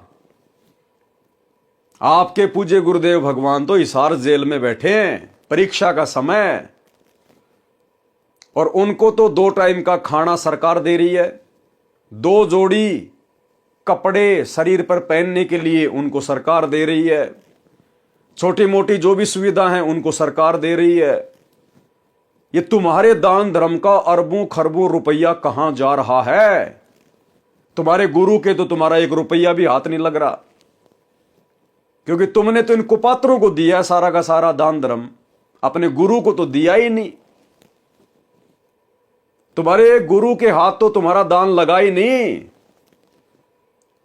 अरे तुम्हारा वर्तमान में 2014 बरवाला कांड के बाद से ज्योति पाठ और दान का पैसा तो द्रौपदी के उन साड़ी के टुकड़ों की तरह महात्मा जी के पास से होके गुजर रहे हैं, महात्मा जी के हाथ नहीं लग रहे। तुम्हें क्या मिलेगा? वो सत्संग हमें शिक्षा देता है, जो साड़ी का टुकड़ा महात्मा के हाथ लगा, उसी के प्रतिफल में महात्मा जी ने द्रौपदी का चीर बढ़ाया। तो आप भाई बहनों का वर्तमान में जो दान धर्म है, ज्योति पाठ का पैसा है, 10वें अंश का पैसा है, आप किसके हाथों में दे रहे हो? दान गुरु के हाथ में दिया जाता है या अपने गुरु भाइयों के हाथ में दिया जाता है? दान गुरु के हाथ में देने से सफल होता है या गुरु भाइयों के हाथों में देने से? गुरु बिन माला फेरते, गुरु बिन देते दान, गुरु बिन दोनों निष्फल है, चाहे पूछो वेद पुराण। चलो आपने दे दिया, उसके बाद कम से कम ये तो देखो अब तुम्हारे दान का क्या किया जा रहा है, दुरुपयोग। तुम्हारी आंखों के सामने उसी आश्रम में हॉस्पिटल बनाया जा रहा है, तुम्हारी आंखों के सामने उसी धनाना गांव में 1 करोड़ रुपए का बैडमिंटन का स्टेडियम बना दिया गया, तुम्हारे गुरुदेव की मर्यादाओं की धज्जियां उड़ा दी गई। कौन उड़वा रहा है? तुम लोग। ये दान धर्म का पैसा देके इनको पात्रों को तुम लोग अपने गुरुजी की मर्यादाओं की धज्जियां उड़ा रहे हो। अगर तुम इनको पात्रों का सहयोग ना करो आर्थिक रूप से या शारीरिक रूप से, तो ये बकवाद कहां से करेंगे? गुरुदेव के परिवार को, इन कोऑर्डिनेटरों को बकवाद करने के लिए सहयोग कौन कर रहा है? संगत। राजनीति की जा रही है आप लोगों के सहयोग से। राजनेताओं की रैलियों में कौन जाता है एक पीले पर्चे का आदेश सुनकर? कोऑर्डिनेटरों के आदेश से राजनीतियों में कौन जाता है? नेताओं की रैलियों में धक्के कौन खाते हैं? आप संगत वाले, आप लोग सहयोग कर रहे हो, आप दोषी बन रहे हो। तो भाई और बहनों, इसलिए ये दास बार बार कहता है कि जितना संघर्ष और प्रयास सतगुरुदेव भगवान हमें अपने धरती पर रहते सहते सतलोक ले चलने के लिए कर रहे हैं, उससे कहीं ज्यादा प्रयास ये काल हम आत्माओं को सतगुरु के रहते सहते सतलोक जाने से रोकने के लिए कर रहा है। और ये 2014 बरवाला कांड के बाद ये परीक्षा चल रही है। वो समर्थ हिसार जेल में बैठ के यही सब कुछ देख रहा है कि कौन किस लायक है, किसने क्या सीखा है। अगर यूं भेड़ चाल में चलना था तो फिर सच्चे गुरु की शरण में आकर तत्व ज्ञान लेने की आवश्यकता क्या थी? अरे ऐसी भेड़ चाल में तो नकली संतों के शिष्य भी नहीं चलते। वो भी सोच समझकर दान धर्म करते कि हमारे दान धर्म का कहां उपयोग हो रहा है। और आप लोगों को तो गुरुदेव ने 4 आंखें दे रखी हैं, 2 तो ये चरम दृष्टि वाली और 2 हृदय की आंखें, आत्मा की आंखें, ज्ञान वाली आंखें, तत्व ज्ञान वाली आंखें।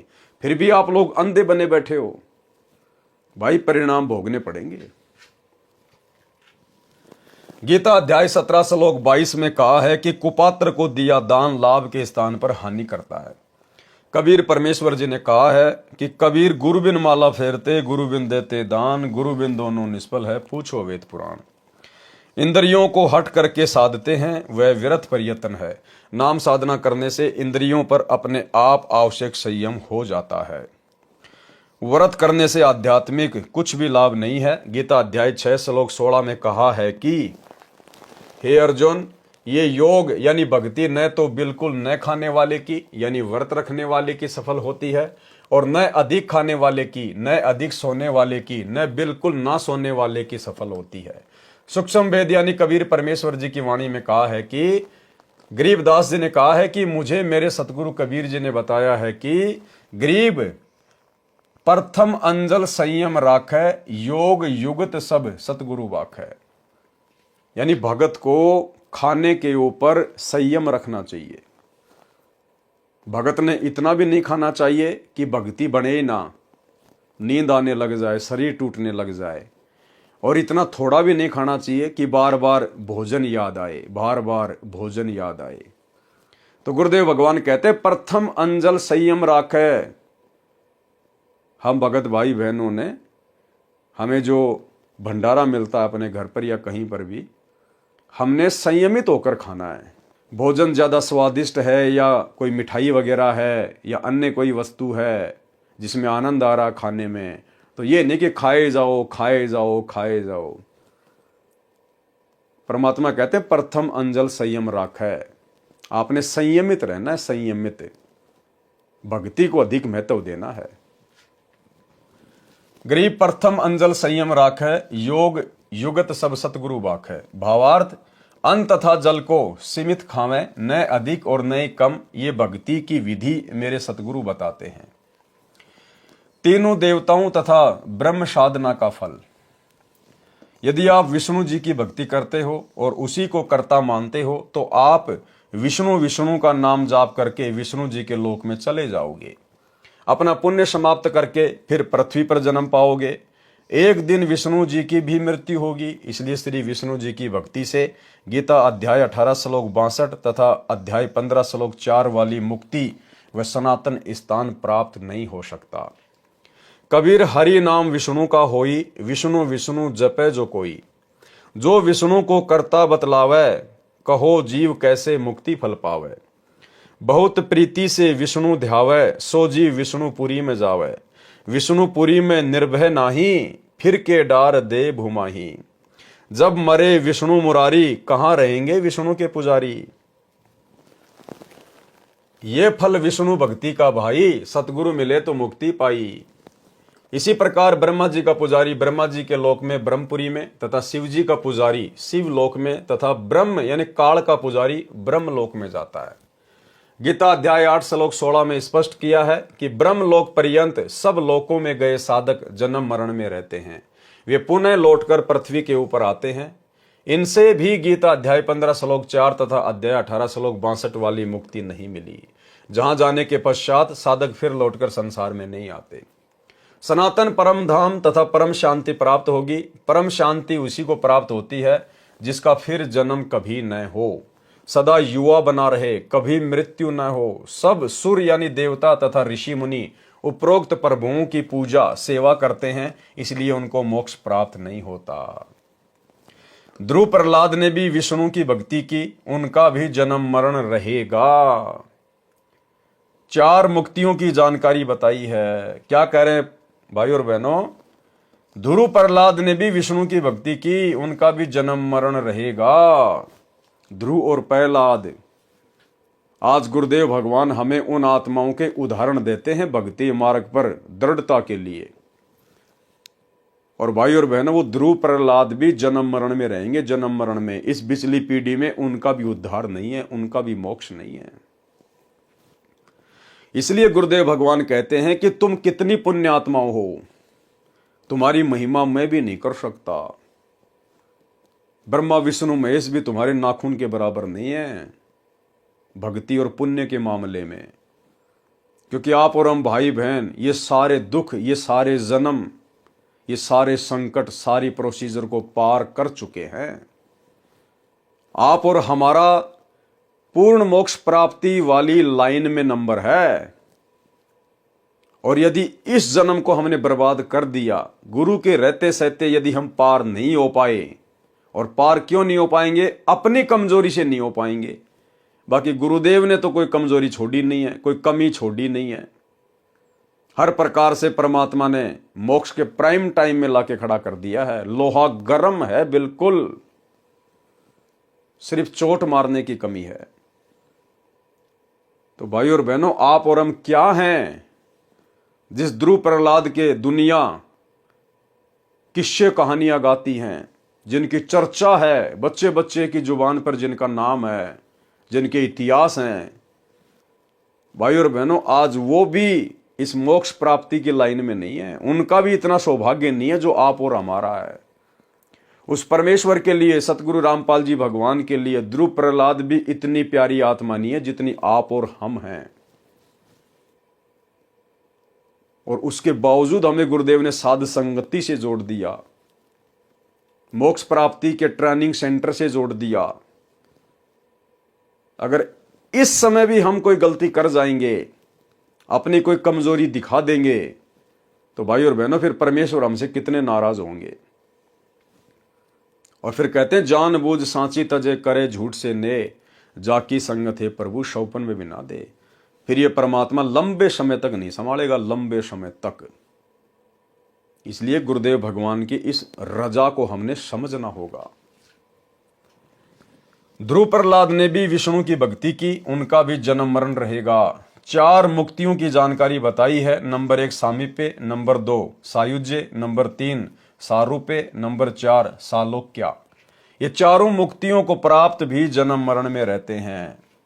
और 5वीं मुक्ति है सतलोक वाली मुक्ति, सतलोक वाली मुक्ति। इंद्र का शासनकाल 72 चतुर्युग का होता है। उपरोक्त विवरण 42 से 52 तक का है। उसके पश्चात देवताओं का राजा इंद्र भी मृत्यु को प्राप्त होकर पृथ्वी पर गधे का शरीर धारण करता है। इसलिए परमात्मा आप और हमारी आस्था यहां से हटाना चाहते हैं कि अगर तुम इस पिछली पीढ़ी में रह गए, फिर वो इंद्र तुम ही बनोगे। ब्रह्मा विष्णु महेश की लाइन में काल तुम्हें खड़ा करेगा। 88,000 ऋषि, गोरखनाथ, मच्छिंद्रनाथ जैसे ये काल फिर तुम्हें बनाएगा। तो इस समय यदि हम रह गए फिर क्या होगा? अगर बन गए देवताओं के राजा इंद्र फिर क्या होगा? अपनी सारी भक्ति कमाई बर्बाद करेंगे और फिर गधे से हमारा जीवन शुरू होगा, गधे से।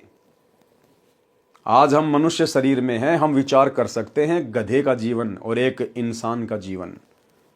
आज हमें परमेश्वर ने ये बुद्धि प्रदान की हुई है, हम लोग विचार कर सकते हैं, चिंतन मनन कर सकते हैं, किसी निष्कर्ष पर पहुंच सकते हैं।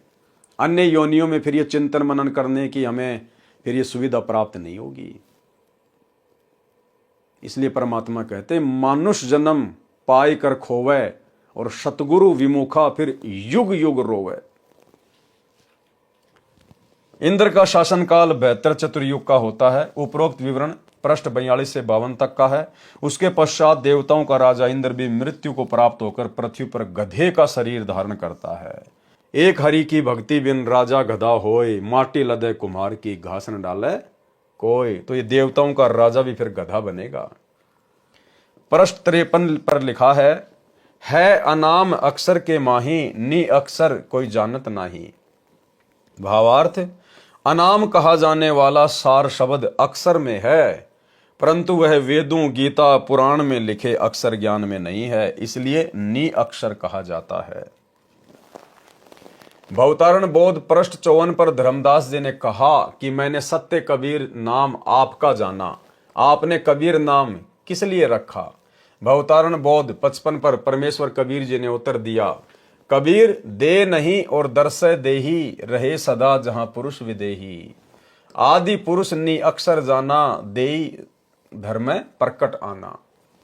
भावार्थ है कि जैसे नी अक्षर कहा है वह अक्षर है परंतु निराला है, वह वेदों, गीता, पुराणों में नहीं है, इसलिए नी अक्षर कहा है। उसी प्रकार मेरी देही यानी शरीर विचित्र है, अन्य किसी देव तथा मानव का नहीं, इसलिए विदेही कहा जाता है।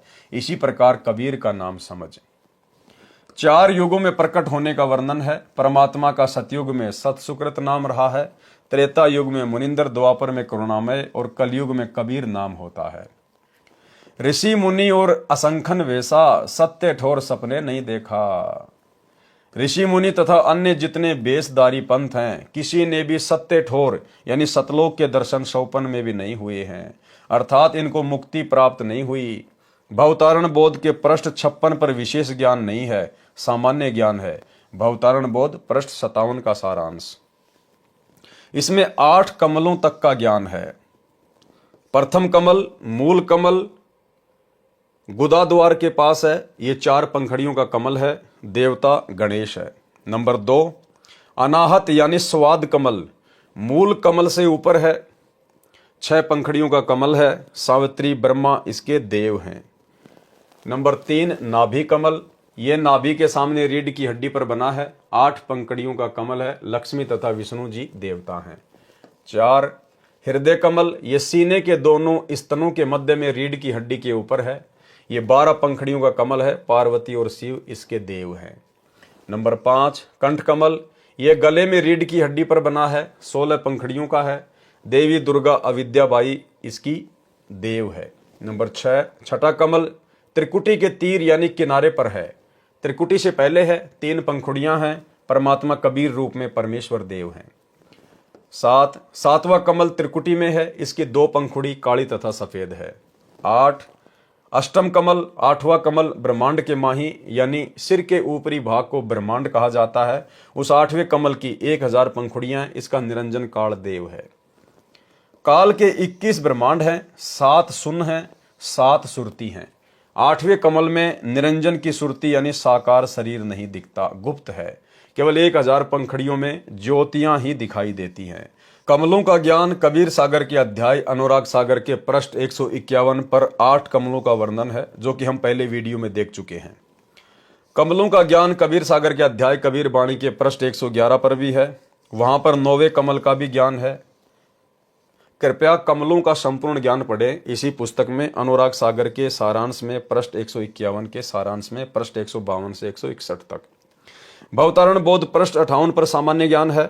भवतरण बोध पृष्ठ 59-60 का सारांश। परमेश्वर कबीर जी ने गीता अध्याय 7 श्लोक 12 से 15 तथा अध्याय 14 श्लोक 5 वाले तीनों गुणों को स्पष्ट किया है। कबीर रज सत तम तीनों गुण जाना, ब्रह्मा विष्णु महेश बखाना।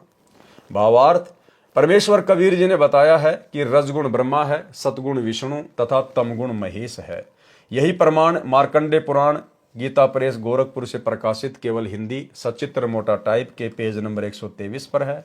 लिखा है कि ब्रह्म काल निरंजन की 3 प्रधान शक्तियां हैं, ब्रह्मा विष्णु महेश। ये ही 3 देवता हैं, ये ही तीनों गुण हैं। देवी पुराण श्री वेंकटेश्वर प्रेस मुंबई से प्रकाशित संस्कृत हिंदी सहित के 3रे स्कंद में 5वें अध्याय के 8वें श्लोक में कहा है, श्री शिव जी ने कहा कि हे मात, यदि आप हम पर दयावान हैं तो मुझे तमगुण, ब्रह्मा को रजगुण तथा विष्णु को सतगुण क्यों बनाया। विवेचन विचार करें पाठक जन, जो ज्ञान पुराणों गीता वेदों में अंकित है, जिसको धर्मगुरु ब्राह्मण नहीं जान सके, उस ज्ञान को काशी वाला जुलाहा कबीर जी जानते हैं। जिनको वे ब्राह्मण अशिक्षित तथा अज्ञानी कहते थे, तो अब कबीर जी को आप क्या कहेंगे। परमेश्वर सर्वज्ञ परमात्मा सच्चा सतगुरु कहेंगे, जगत गुरु कहेंगे। और विचार करते हैं, परमेश्वर कबीर जी ने कहा है कि गुरुदेव भगवान कह रहे हैं कि जो ज्ञान तुम्हारे इन्हीं पुराणों में, शास्त्रों में, वेदों में, कतेबों में, और उस ज्ञान को तुम पंडित भी नहीं समझ पाए, और उस ज्ञान को 650 साल पहले कबीर परमेश्वर ने, जिसको तुम अशिक्षित कहा करते थे, नीची जाति वाला कहा करते थे, उन्होंने बता दिया। आज ये सारे शास्त्र उनके ज्ञान का समर्थन कर रहे हैं। तो आप कबीर जी को क्या कहोगे। परमेश्वर सर्वज्ञ परमात्मा, और क्या कहोगे, सच्चा सतगुरु कहेंगे, और क्या कहेंगे, जगत गुरु कहेंगे। तो आज सच्चे सतगुरु की भूमिका कौन कर रहे हैं, सतगुरु रामपाल जी। जगत गुरु की भूमिका कौन कर रहे हैं, सतगुरु रामपाल जी। क्योंकि जगत गुरु कबीर परमेश्वर के अलावा धरती पर दूसरा कोई हो ही नहीं सकता। जाति हमारी जगत गुरु, परमेश्वर है पंथ, गरीब दास लिखित पढ़े मेरा नाम निरंजन कंत। सच्चे सतगुरु की भूमिका, जगत गुरु की भूमिका, तत्वदर्शी संत की भूमिका केवल कबीर परमेश्वर स्वयं ही करते हैं, अन्य कोई नहीं कर सकता। तो आज धरती पर सतगुरु रामपाल जी स्वयं ही जगत गुरु हैं, सतगुरु हैं, तत्वदर्शी संत हैं, यानी स्वयं ही कबीर परमात्मा हैं। 3 देव की जो करते भक्ति, उनकी कभू ना होवे मुक्ति। भावार्थ, परमेश्वर कबीर जी ने कहा है कि जो साधक भूलवश तीनों देवताओं रजगुण ब्रह्मा, सतगुण विष्णु, तमगुण शिव की भक्ति करते हैं, उनकी कभी मुक्ति नहीं हो सकती। यही प्रमाण श्रीमद् भागवत गीता अध्याय 7 श्लोक 12 से 15 तथा 20 से 23 में भी है। कहा है कि साधकों ने त्रिगुण यानी तीनों देवताओं रजगुण ब्रह्मा, सतगुण विष्णु तथा तमगुण शिव को कर्ता मानकर उनकी भक्ति करते हैं। अन्य किसी की बात सुनने को तैयार नहीं है। जिनका ज्ञान हरा जा चुका है, यानी जिनकी अटूट आस्था इन्हीं तीनों देवताओं पर लगी है, वे राक्षस स्वभाव को धारण किए हुए मनुष्यों में नीच, दूषित कर्म, बुरे कर्म करने वाले मूर्ख हैं। गीता ज्ञानदाता ने कहा है कि वे मेरी यानी काल ब्रह्म यानी ज्योति निरंजन की भक्ति भी नहीं करते। उन देवताओं को मैंने कुछ शक्ति दे रखी है, परंतु इनकी पूजा करने वाले अल्प बुद्धियों, अज्ञानियों की ये पूजा क्षणिक सुख देती है। स्वर्ग लोक को प्राप्त करके शीघ्र जन्म मरण के चक्कर में गिर जाते हैं। पृष्ठ 59 की वाणियों में स्पष्ट किया है कि भक्ति उसी की सफल होती है जो काल के लोक में भोले व्यक्ति कुल मर्यादा का बंधन बनाकर रहते हैं। उस लोकलाज यानी कुल मर्यादा से ऊपर उठकर भक्ति करता है। भक्ति करनी चाहिए। स्पष्ट कर दिया गुरुदेव भगवान ने कि लोकलाज में जब तक आप फंसे रहोगे, आप कभी भक्ति सफल कर ही नहीं सकते। क्योंकि भाई और बहनों, सबसे ज्यादा मर्यादा टूटती है लोकलाज के कारण, और ये लोकलाज इस काल के द्वारा फैलाया गया इतना भयंकर जाल है। गुरुदेव भगवान ने बताया कि स्वयं ये विष्णु जब रामचंद्र रूप में आया तो ये भी लोकलाज से बच नहीं पाया। लोकलाज के कारण ही उसने सीता की अग्नि परीक्षा ली कि अयोध्यावासी क्या कहेंगे। लोकलाज के कारण ही एक धोबी के कहने से सीता जी को जंगल में निकाला। तो ये लोकलाज तो श्री विष्णु भी नहीं त्याग पाया। इसलिए लोकलाज सबसे बड़ा रोग है। लोकलाज में आके हम दबाव में आ जाते हैं, शर्मा शर्मी में भक्ति छोड़ देते हैं, किसी का हम लोग भय मान लेते हैं। और गुरुदेव भगवान ने कहा कि लोक लाज ना कीजिए, निर्भय हो रहिए, जय मन चावे राम को तो दशा तंदरिए। और स्पष्ट कर दिया गुरुदेव ने एक छोटे से सत्संग में कि यदि आप लोकलाज करोगे तो ये लोकलाज करना भी आपकी मर्यादा टूटने में आता है, मर्यादा टूटने में।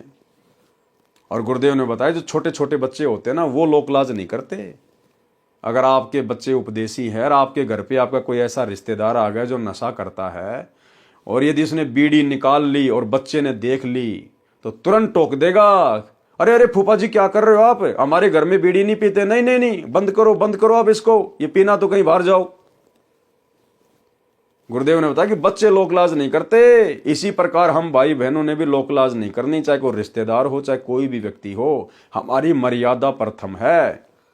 अगर आपकी आंखों के सामने ऐसा कोई कर्म हो रहा है जो आपकी मर्यादा टूटने का कारण है, तो भाई बहनों ने तुरंत उसको टोक देना है। वो माने ना माने फिर बाद की बात है, लेकिन हमने तुरंत उसको मना करना है कि जी हमारे घर में ये नशा वगैरह नहीं, बीड़ी सिगरेट गुटखा वगैरह नहीं, ये कर्म हमारे घर में नहीं। अगर आप शर्मा शर्मी कर जाएंगे कि मैं बोलूंगा तो ये नाराज हो जाएगा, तो गुरुदेव कहते हैं लोकलाज करना भी मर्यादा खंडित करने में आता है। सुनिए, तो अब ऐसा निर्मल ज्ञान पूरे विश्व में फैलेगा। ठीक है, कोई 2-4-10% कर्महीन इंसान होंगे, वो तो अलग बात है। जहां 90% इंसान ठीक हो जाएंगे, उन 10% की पार पड़े को नहीं, उनकी नहीं बसावेगी, उन्हें सीधा होना पड़ेगा। वो भी सीधे हो जाएंगे, विकार रहित हो जाएंगे, शर्माया करेंगे, लुकते फिरा करेंगे। अब विचार करना, हमारे जो भक्त हैं, हमारे भक्तों के भगत तो थोड़े बहुत शर्मा जाते हैं रिश्तेदार ने नू के हमारे घर में बीड़ी ना पिए। हालांकि वो ना ऐसा शर्माना लोकलाज करना नाम खंड करता है। हालांकि वो ना ऐसा शर्माना लोकलाज करना नाम खंड करता है। हालांकि वो ना ऐसा शर्माना लोकलाज करना नाम खंड करता है। लेकिन बालक तुरंत कह देते हैं कि हमारे घर में बीड़ी नहीं पियोगे आप। तो फिर वो जो बीड़ी शराब पीने वाले हमारे भक्तों के घर में आ भी जाते हैं, तो कहीं छुप के गली में बाहर बैठ के जो करकाओं के देखो बालक तना देख ले इनका, आके फिर टोक दे तू बीड़ी पियो है। तो ऐसे डरा करेंगे फिर ये पाप करते हुए, और धीरे धीरे फिर ये बुराई छूट जाएगी, एक दूसरे को देख कर छोड़ेंगे। तो भाई बहनों, हमने लोकलाज बिल्कुल नहीं करनी है। हमारी मर्यादा प्रथम है, हमारी भक्ति प्रथम है। ये समाज प्रथम नहीं है, रिश्तेदार प्रथम नहीं है, हमारी भक्ति और मर्यादा प्रथम है। पृष्ठ 60 पर सामान्य ज्ञान है। भक्ति करे मुक्ति फल पावे, हमरे सत्य लोक में आवे। भवतारण बोध पृष्ठ 61-62 पर वाणी है। माया और ब्रह्म काल अरु, रज सततम है त्रिदेव, इन सभी को छोड़कर करो नी अक्षर की सेव। भावार्थ, दुर्गा देवी तथा काल ब्रह्म तथा तीनों देवताओं को इष्ट मानकर भक्ति त्याग कर नी अक्षर यानी पूर्ण परमात्मा की भक्ति आदि नाम सार नाम से करो। कबीर सागर के अध्याय भवतारण बोध का सारांश संपूर्ण हुआ। सत साहेब। अध्याय मुक्ति बोध का सारांश, पेज नंबर 324। कबीर सागर में 20वां अध्याय मुक्ति बोध पेज नंबर 63 पर है। पृष्ठ 63 पर आदि नाम की महिमा है। कबीर साखी पद बोले बहुवानी, आदि नाम कोई बिरला जानी। वो जो आदि नाम है ना, जो सार शब्द है, उसके बारे में तो कोई बिरला ही जान पाता है, कोई बिरला ही। क्योंकि सब अपने गुरु को नहीं पहचान पाते, सभी अपने गुरु को परमात्मा के रूप में नहीं लेते, सभी अपने गुरु को अपना इष्ट नहीं मान पाते। इसीलिए तो गरीबदास जी महाराज जी ने कहा है कि दास गरीब कहे नर लोई, और सतगुरु चीने बिरला कोई। सतगुरु को तो कोई बिरला ही होंगे जो पहचान पाएंगे। जिस प्रकार से आज गुरुदेव के विशेष आशीर्वाद से हम सत्सेवक भाई बहनों ने सतगुरु को पहचान लिया है, सार शब्द को पहचान लिया, अपने मालिक को पहचान लिया है, और हम उनके साथ में वही व्यवहार, वही आध्यात्मिक क्रियाएं कर रहे हैं जो क्रिया परमेश्वर के साथ की जाती है। इसलिए भाई और बहनों, यहां कहा जा रहा है, कबीर साखी पद बोले बहुवानी, आदि नाम कोई बिरला जानी। आदि नाम निज सार है बूझ लियो हो हंस, जिन जान्या निज नाम को अमर भये ते वंश। आदि नाम निज मंत्र है और मंत्र सब छार, कहे कबीर निज नाम बिना बूढ़ मरा संसार। मुक्तिबोध पेज 64 का सारांश है। आदि नाम नी अक्षर सांचा, जाते जीव काल सो बाचा। नी अक्षर धुन जहां होई, ताही जपे नर बिरला होई। जाके बल आवे संसारा, ताही जपे नर हो भव पारा। गुप्त नाम गुरु बिन नहीं पावे, पूरा गुरु हो सोई लखावे। सार मंत्र लखे जो कोई, विष दर मंडवा निर्मल होई। आदि नाम मुक्तामणि सांचा, जो सुमरे जीव सबसों बाचा। आदि नाम निज सार है भाई, जम राजा ते ही निकट न आई। जब लग गुप्त जाप नहीं जाने, तब लग काल हटा नहीं माने। गुप्त जाप धवनी जहां होई, जो जन जाने बिरला कोई। मूल मंत्र जेहि पुरुष के पासा, सोई जन को खोज ले दाशा। सार मंत्र मूल है ओ सब शाखा, कहे कबीर मैं निज के भाखा। लिखो न जाए कहो न पारा, है अक्षर में जो पावे निर्वारा। लिखो न जाए लिखा में नाही, गुरु बिन भेंट न होवे ताही। ये सार शब्द के विषय में बताया जा रहा है कि सार शब्द का जाप कैसे किया जाता है, सार शब्द को कौन जप सकता है, सार शब्द को कौन दान कर सकता है। उपरोक्त वाणी जो पृष्ठ 63-64 पर लिखी है, उनका भावार्थ है कि साखी तथा शब्द आदि बहुत संत गाते हैं, समझाते हैं, परंतु आदि नाम यानी सार शब्द कोई बिरला ही जानता है। आदि नाम मोक्ष का खास मंत्र है, अन्य मंत्र सब राख हैं, मोक्षदायक न होने से व्यर्थ हैं। आदि नाम ही निज मंत्र है, उसके जाप बिना सर्व प्राणी डूब मरे हैं, यानी संसार के जन्म मरण के जाल में फंसे हैं, कष्ट उठा रहे हैं। आदि नाम कहो, उसे नि अक्षर कहो, यह सच्चा नाम है, इसी से काल से बचा जा सकता है। अब क्या कह रहे हैं परमात्मा, नी अक्षर यानी सार शब्द के जाप से सुमरण करते समय जो अंदर आवाज होती है, यानी जब सार शब्द का सुमरण किया जाता है तो गुरुदेव कह रहे कि अंदर एक ध्वनि होती है, एक आवाज होती है। उस आवाज को कोई बिरला ही सुन पाता है, यानी उस विधि से सार शब्द का जाप, आदि नाम का जाप कोई बिरला भगत ही करेगा, कोई बिरला भगत ही। नी अक्षर यानी सार शब्द के जाप से सुमरण करते समय जो अंदर आवाज होती है, सुमरण करते समय उस पर ध्यान रखना चाहिए। ऐसे कोई बिरला ही जाप करता है, कोई बिरला ही जाप करेगा। अब यहां तो ऐरे बैरे नत्थु गैरे को इन आश्रमों में 25-25 हजार रुपए के चक्कर में, 1-1 लाख रुपए के चक्कर में सार नाम, सार शब्द आलू टमाटर की तरह बांट दिया गया। अब परमात्मा कहते हैं वो सार शब्द तो केवल सतगुरु ही दे सकता है। सतगुरु उसकी विधि बताएगा, उसकी विधि कोई अन्य जानता ही नहीं, कोई बता ही नहीं सकता, कोई दे ही नहीं सकता, अन्य कोई अधिकारी नहीं है कोई। और सतगुरु जो विधि बताएगा उससे सुमरण से उसमें ध्वनि प्रकट होगी। उस विधि से कोई बिरला ही होगा जो उस सार शब्द का जाप करेगा। और इन आश्रमों में आ जाओ, एक एक पाठ के चक्कर में ले जाओ। एक भगत जी कह रहा था कि मेरे पास में फोन आया, क्योंकि ये क्या करते हैं, ये तो फार्म देखते हैं और फिर फोन करते हैं। ये तो नामदान सेंटर से फोन गया, जयपुर नामदान सेंटर से, और कहा कि भगत जी आप सार नाम ले लो, सार नाम। तो उसने कहा कि भगत जी मैंने तो बरवाला कांड के बाद भक्ति छोड़ दी, मैं तो मांस भी खाने लग गया, शराब भी पीने लग गया, मैं तो जो है वो पुलिस डिपार्टमेंट में हूं, मैंने तो भक्ति छोड़ रखी है। तो बोला क्या हुआ, नामदान सेंटर पे आ जाओ, नाम शुद्ध करवा लो और जाओ, बोले सार नाम लेके आ जाओ।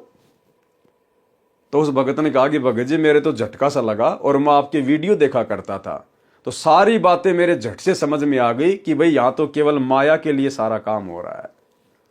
तो भाई और बहनों, यहां तो इस प्रकार से सार नाम और सार शब्द दिया जा रहा है, जबकि वास्तविक विधि तो परमात्मा बता रहे हैं। नी अक्षर यानी सार शब्द के जाप से सुमरण करते समय जो अंदर आवाज होती है, सुमरण करते समय उस पर ध्यान रखना चाहिए। अब ये कहां से ध्यान रखेंगे, इनका ध्यान तो लड्डू जलेबी बर्फियों पे है, लड्डू जलेबी बर्फियों पे। इनका ध्यान तो राजनीतियों में है, राजनीतियों में। ये कहां से ध्यान रखेंगे। सुमरण करते समय उस पर ध्यान रखना चाहिए, ऐसे कोई बिरला ही जाप करता है। भावार्थ है कि सार शब्द के सुमरण की विधि पूर्ण संत बताता है। कौन बताता है? पूर्ण संत। अब बताओ, पूर्ण संत तो बैठे हिसार जेल में, और धनाना आश्रम में, मुंडका आश्रम में, रोहतक के सिंहपुरा आश्रम में लोगों को सार शब्द दे दिए गए। तो बताओ कौन विधि बता सकता है? भावार्थ है कि सार शब्द के सुमरण की विधि पूर्ण संत बताता है। उससे ठीक समझकर कोई बिरला ही शिष्य ठीक से जाप करता है। उसको लेने के बाद भी कोई बिरला ही भगत होगा जो ठीक से उसको जाप करेगा। जब तक गुप्त जाप का ज्ञान नहीं होगा तब तक काल दूर नहीं जाएगा। अब वो गुप्त जाप की विधि भाई सतगुरु बताएगा, दूसरा नहीं बता सकता। हे भगत, जिस संत के पास सार शब्द के जाप की गुप्त विधि है उसको खोज लो। लिखो न जाए लिखा में नाही, गुरु बिन भेंट न होवे ताही। लिखो न जाए कहे को पारा, है अक्षर में जो पावे निर्बारा। अब बताओ इन्होंने क्या सार शब्द दिया होगा भक्तों को? ना वो लिखा जाए ना वो बोला जाए, तो इन्होंने क्या दिया होगा? भावार्थ, जो गुप्त जाप है उसके सुमरण की विधि लिखी नहीं जा सकती। न मैंने लिखी है, यानी न ग्रंथ में लिखाई है। जाप की विधि सबके सामने नहीं कही जा सकती। उसको पूर्ण गुरु ही निखार कर यानी निर्णायक तरीके से बता सकता है। कौन बता सकता है सार शब्द के जाप की विधि? उसको पूर्ण गुरु ही निखार कर यानी निर्णायक तरीके से बता सकता है। तो भाई इन सतलोक आश्रमों में जो सार नाम सार शब्द दिया जा रहा है उसको तो भाई आपके गुरु भाई बहन ही बता रहे हैं। गुरु भाई बहन ही आपके गुरु बने हुए हैं। उसके बिना कोई बता नहीं सकता, गुरु के बिना कोई बता नहीं सकता। देखो साफ साफ कह रहे परमात्मा, क्या कह रहे हैं? उसको पूर्ण गुरु ही निखार कर यानी निर्णायक तरीके से बता सकता है, उसके बिना कोई बता नहीं सकता। तो बताओ हमारे गुरुदेव तो हिसार जेल में बैठे हैं, फिर इन आश्रमों में सार शब्द के गुप्त जाप की विधि कौन बता रहा है? यहां तो कह रहे हैं कि उस पूर्ण गुरु के अलावा कोई बता ही नहीं सकता। तो ये भगत भाई जो इन आश्रमों में सार शब्द दे रहे हैं, क्या वो हमारे वो गुरु हैं क्या? इसलिए दास कह रहा है कि ये फर्जी है, फर्जी। ये परीक्षा चल रही है, परीक्षा। परमात्मा यही सब कुछ तो देखने के लिए आप और हमसे दूर हुआ है कि इन्होंने मेरे को समझा क्या है, भक्ति को समझा क्या है इन्होंने। सार शब्द के जाप की विधि भी अक्षर में है, यानी बोलकर बताई समझाई जाती है। किसके द्वारा? सतगुरु के द्वारा। पृष्ठ 65 पर कोई विशेष ज्ञान नहीं है, पहले वर्णन हो चुका है। पृष्ठ 66 पर भी कोई विशेष ज्ञान नहीं है। कहे कबीर सुन धर्मदास सुजानी, अकय हतो ताई कहो बखानी। भावार्थ, जो नाम अकय था यानी जिसका जाप बोलकर नहीं करना, उस मंत्र के सुमरण की विधि को बोलकर बताया है। पृष्ठ 67 पर सामान्य ज्ञान है, पृष्ठ 68 पर कोई भिन्न ज्ञान नहीं है। यहां वहां हम दोनों ठाऊं, सत्य कबीर कली में मेरा नाऊ। गुप्त जाप है अगम अपारा, ताही जपे नर उतरे पारा। कबीर जैसे फनपति मंत्र सुन, राखे फन सिकोड़। ऐसे वीरा सार नाम से काल रहे मुख मोड़। सोहम शब्द नी अक्षर बासा, ताही भिन कर जपिए दासा। साखी, जो जन है जोहरी, लेगा शब्द बिलगाए। सोहम सोहम जप मरे, मिथ्या जन्म गवाए। भावार्थ, परमेश्वर कबीर जी ने स्पष्ट किया है कि मैं दोनों स्थानों पर हूं, यहां पृथ्वी पर सतगुरु रूप में तथा सतलोक में सत्य पुरुष रूप में। क्या कहा कबीर परमेश्वर ने? कि मैं दोनों जगहों पर हूं, नीचे पृथ्वी पर सतगुरु रूप में और ऊपर सतलोक में सत्य पुरुष रूप में। तो भाई नीचे पृथ्वी पर वर्तमान में सतगुरु रूप में कौन है? कौन है? सतगुरु रामपाल जी। तो कौन हुए सतगुरु रामपाल जी? स्वयं सत्य पुरुष, स्वयं कबीर परमात्मा। परमेश्वर कबीर जी ने स्पष्ट किया है कि मैं दोनों स्थानों पर हूं, यहां पृथ्वी पर सतगुरु रूप में तथा सतलोक में सत्य पुरुष रूप में। कलयुग में मेरा नाम सत्य कबीर नाम चलेगा। गुप्त नाम का जाप किया जाता है जिसकी शक्ति अपार है। मेरे सार नाम के सामने काल ब्रह्म ऐसे मुख मोड़कर भाग जाता है जैसे गारडू के मंत्र को सुनकर सर्प अपने फन को इकट्ठा करके भाग जाता है। सोहम शब्द का योग सार नाम के साथ है, उसका जाप भिन्न भिन्न करके किया जाता है। यदि कोई अकेला सोहम मंत्र का जाप करता है वह अपना जन्म व्यर्थ कर रहा है। जो भगत जोहरी यानी सुमरण भेद का जानने वाला है, वह भिन्न भिन्न करके जाप करेगा। मुक्ति बोध पृष्ठ 69 का सारांश। तब साहिब अस बोले बाती, लेऊं छुड़ाए राखूं निज साथी। तुमको दीनी भक्ति अपारा, नाम जपो तुम अजर हमारा। श्रवण माही कह दीन्या भाई, तो ने विवेक आ बैठाई। नाम सुने मोर मोह कह पावे, जम जालिम तेई देख डरावे। सब कहे नाम सुनाऊं, जो आवे हम पास। शब्द हमारा सत्य है, मानो दृढ़ विश्वास।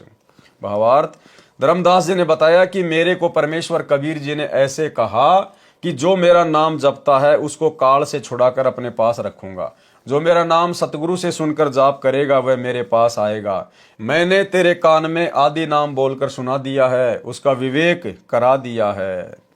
जब मैं कबीर परमेश्वर तेरे को नाम दान का आदेश दूंगा, तब वह सार नाम अधिकारी को नाम सुनाओ। इस बात का विश्वास रख धर्मदास, हमारा मोक्ष मंत्र सत्य है। पृष्ठ 70 पर सामान्य ज्ञान है। मुक्ति बोध पृष्ठ 71 पर, जिन जिन नाम सुना है काना, नरक न परे होई मुक्ति निदाना। आदि नाम जय श्रवण नाही, निश्चय सो जीव जम घर जाई। अक्सर गुप्त सोई में भाखा, और शब्द सवाल अभिलाषा। भावार्थ, परमेश्वर कबीर जी ने कहा कि जिन जिन के कान में सार नाम पड़ा है, यानी जिनको सार नाम सुनाया गया है, जैसे कई भगत आसपास बैठे हों तो सार शब्द कान में सुनाया जाता है। जब अधिक भगत सार नाम लेने वाले हैं तो ऊंचा बोलकर सुनाया जाता है, वह भी कान में सुनाना ही कहा जाता है। जिन जिन ने नाम सुन लिया यानी प्राप्त कर लिया, वे काल जाल में नहीं रहेंगे, वे नरक में नहीं गिरेंगे, उनकी अवश्य मुक्ति होगी। जिनके कान में सार शब्द नहीं सुनाया गया, यानी जिनको सार नाम पूर्ण गुरु से प्राप्त नहीं हुआ, वे अवश्य यमलोक में जाएंगे। जो गुरु कहते हैं कि सार नाम को बोलकर नहीं सुनाया जाता, आत्मा में प्रवेश किया जाता है, वे गलत कहते हैं। जो गुप्त अक्षर यानी गुप्त सार नाम अक्षर में है, वह मैंने बोल सुनाया है। मुक्ति बोध पृष्ठ 72 का सारांश। जब लग भक्ति अंग नहीं आवा, सार शब्द कैसे को पावा। सत्य नाम श्रवण में वो से, जो माता बालक कह पोषे। भावार्थ, परमेश्वर कबीर जी ने स्पष्ट किया है कि जब तक प्रथम नाम तथा सतनाम के जाप से भगत के शरीर में भक्ति प्रवेश नहीं होगी, यानी दोनों मंत्रों की भक्ति कमाई संग्रह नहीं होगी, उसको सार शब्द कैसे दिया जा सकता है। सत्य नाम जो 2 अक्षर का है, उसको भी बोलकर सुनाया जाता है, कान में सुनता है, यानी सब मंत्र कहे और सुने जाते हैं। नाम के जाप से आत्मा को ऐसे बल मिलता है जैसे बालक का माता के दूध से पोषण होता है। मुक्ति बोध का पृष्ठ 73 का सारांश। इस पृष्ठ पर भी सामान्य ज्ञान है। जब लग सार नाम गुरु नहीं बतावे, तब लग प्राणी मुक्ति नहीं पावे। जब लग सार नाम गुरु नहीं बतावे, अब बताओ, यहां तो हमारे गुरु भाई बता रहे हैं इन आश्रमों में, तो सार नाम बिन सीप बिन मोती, उपज खपे बिना हर खेती। आदि नाम है अक्षर माही, बिन गुरु नरक छूटे नाही। सोहम में नी अक्षर रहाई, बिन गुरु कौन दे है लखाई। भावार्थ, जब तक शिष्य सार शब्द को प्राप्त करने योग्य नहीं होता तो उसको सार शब्द नहीं दिया जाता। जब तक सार शब्द नहीं मिलेगा तब तक मोक्ष नहीं हो सकता। आदि नाम अक्षर में है और उसको गुरु से प्राप्त किए बिना काललोक का नरक का जीवन नहीं छूटता, यानी मोक्ष प्राप्त नहीं होता। सोहम शब्द के साथ सार शब्द का संयोग है, उसको गुरु ही शिष्य को बताता है, अन्य किसी को तो सार शब्द का ज्ञान भी नहीं होता। देखो क्या कह रहे हैं गुरुदेव, उस सार शब्द को कौन बताता है, उसको गुरु ही शिष्य को बताता है, अन्य किसी को तो सार शब्द का ज्ञान भी नहीं होता। जबकि इन आश्रमों में तो सारे ज्ञानी बन के बैठे हैं, भगत ही भगतों को सार शब्द दे रहे हैं। सार शब्द बिना तो ये मानव शरीर ऐसा है जैसे सीप में मोती न हो तो उसकी कोई कीमत नहीं होती। इसी प्रकार मानव शरीरधारी प्राणी सार शब्द बिना व्यर्थ जीवन जीता है। मुक्ति बोध पृष्ठ 74 का सारांश। इस पृष्ठ पर भी सामान्य ज्ञान है जो पूर्व के अध्याय में वर्णन किया जा चुका है। इससे वाणी लेकर सार निकालता हूं। जाको है गुरु का विश्वासा, निश्चय जाए पुरुष के पाशा। अक्षर आदि निज नाम सुनाऊं, जना मरण का भ्रम मिटाऊं। सोहम संग आए संसारा, सो गुरु दीजे मोहे उपचारा। पृष्ठ 75 का सारांश। इस पृष्ठ पर भी सामान्य ज्ञान है, कुछ वाणी लेता हूं। सार नाम को नियक्षर इसलिए कहा है, अकय अनाम पुरुष जब रहे हूं, नाम नियक्षर तासे भय हूं। आदि नाम का सुमरण किया जाता है। आदि नाम को सुमरे कोई, सुर नर मुनि इंद्र वस होई। 5 25 3 गुण एक महल में राखे, आदि नाम अनभय उचारो, तन मन धन सो चाख। शब्द रूप हम हो आए, हम ही होय कड़िहार कहाए। शब्द रूप हम हो आए, परमात्मा कह रहे हैं कि शब्द रूप में, सतगुरु रूप में, कड़िहार यानी सतगुरु रूप में हम स्वयं ही आते हैं। प्रश्न 74 की वाणियों का भावार्थ, जिनको गुरु जी पर विश्वास है उनको परमेश्वर प्राप्ति अवश्य होती है। आदि नाम सुनाकर यानी आदि नाम की दीक्षा देकर जरा यानी वृद्ध अवस्था तथा मरण का भी भ्रम यानी शंका समाप्त कर दूंगा। सोहम शब्द के साथ काल लोक में फंसने के कारण सोहम शब्द का अर्थ जीव भी है। हम अपने मालिक से बिछुड़े तो जीव संज्ञा में आ गए। सतलोक में हंस रूप में थे यानी यहाँ के ब्रह्मा विष्णु शिव से भी उत्तम स्थिति में थे। अब सोहम नाम अक्सर पुरुष का जाप भी है। अब इस जाप को करके ऊपर उठेंगे, ये उपचार है। जन्म मरण के रोग से ग्रस्त आत्मा का उपचार सोहम तथा आदि नाम के सहयोग से होगा। प्रश्न 75 की वाणियों का भावार्थ, परमेश्वर कबीर जी ने स्पष्ट किया है कि सार नाम अर्थात आदि नाम को निअक्षर इसलिए कहा जाने लगा, परमेश्वर जब अके तथा अनाम स्थिति में थे तो उनका निअक्षर नाम पड़ा। अब वह कबीर रूप में है तो आदि नाम सार शब्द कहा गया। भाव एक ही है। अन्य वाणियों में स्पष्ट है कि सार नाम का सुमरण किया जाता है। परमेश्वर कबीर जी ने कहा है कि हम ही सत्य पुरुष हैं और हम ही कड़िहार यानी जीवों को सार शब्द देकर काल लोक में काढ़ने निकालने वाले सतगुरु हैं। सत्य पुरुष खुद ही सतगुरु की भूमिका करते हैं, कड़िहार की भूमिका करते हैं। कड़िहार कौन होता है? जीव आत्माओं को यहां से काढ़ने वाला। काढ़ना राजस्थान और हरियाणा में कहते हैं निकालना। काढ़ लोक से आत्माओं को काढ़ना, निकालना। तो सतगुरु स्वयं ही सत्य पुरुष होता है। परमेश्वर कबीर जी ने कहा है कि हम ही सतगुरु हैं और हम ही कड़िहार यानी जीवों को सार शब्द देकर काढ़ लोक से काढ़ने यानी निकालने वाले सतगुरु हैं। मुक्ति बोध अध्याय के प्रश्न 76 से 80 तक सामान्य ज्ञान है तथा पहले के अध्याय में वर्णन हो चुका है। कबीर सागर के अध्याय मुक्ति बोध का सारांश संपूर्ण हुआ। सत्य साहेब। तो भाई और बहनों, आज की वीडियो में हम केवल इतना ही लेंगे। परमेश्वर की रजा से, उनकी दया से धीरे धीरे हम लोग आगे बढ़ेंगे और कहीं कहीं परमात्मा आप और हम सत्सेवक भाई बहनों के विश्वास के लिए बहुत ही गहरी और गूढ़ बातें लिख देते हैं और बाकी जो हमारे जगत वाले भाई बहन हैं, परमेश्वर उनके मतलब की भी बीच बीच में सारी बातें लिख रहे हैं। तो हम भाई बहन यदि गुरुदेव भगवान के कर कमल से लिखित इन पुस्तकों को पढ़ेंगे, सुनेंगे तो भी हम ढेर सारे पुण्य के भागी बनते हैं, क्योंकि गुरुदेव भगवान ने जो लिखा हुआ है हमने उसको छोड़ना नहीं है। हमने कंप्लीट इसको पढ़ना है, इसको हमने कंप्लीट ही लेकर चलना है, क्योंकि परमात्मा ने लिखा है तो जरूर वो विशेष है। भले हमें समझ में ना आए, भले वर्तमान में हमारे मतलब की उसमें कोई बातें ना हो, लेकिन गुरुदेव ने लिखा है तो हमने उसको पढ़ना भी होगा, अन्यथा गुरुदेव ने कोई फालतू में थोड़ा ना लिखा है। तो भाई और बहनों, आज के वीडियो में केवल इतना ही। कल रात्रि 8 बजे सभी भाई बहन फिर से लाइव जुड़िए। तब तक गुरुदेव भगवान हम सबको आज्ञा दें, इजाजत दें, आशीर्वाद दें। बंदी छोड़ सतगुरु रामपाल जी भगवान की जय हो।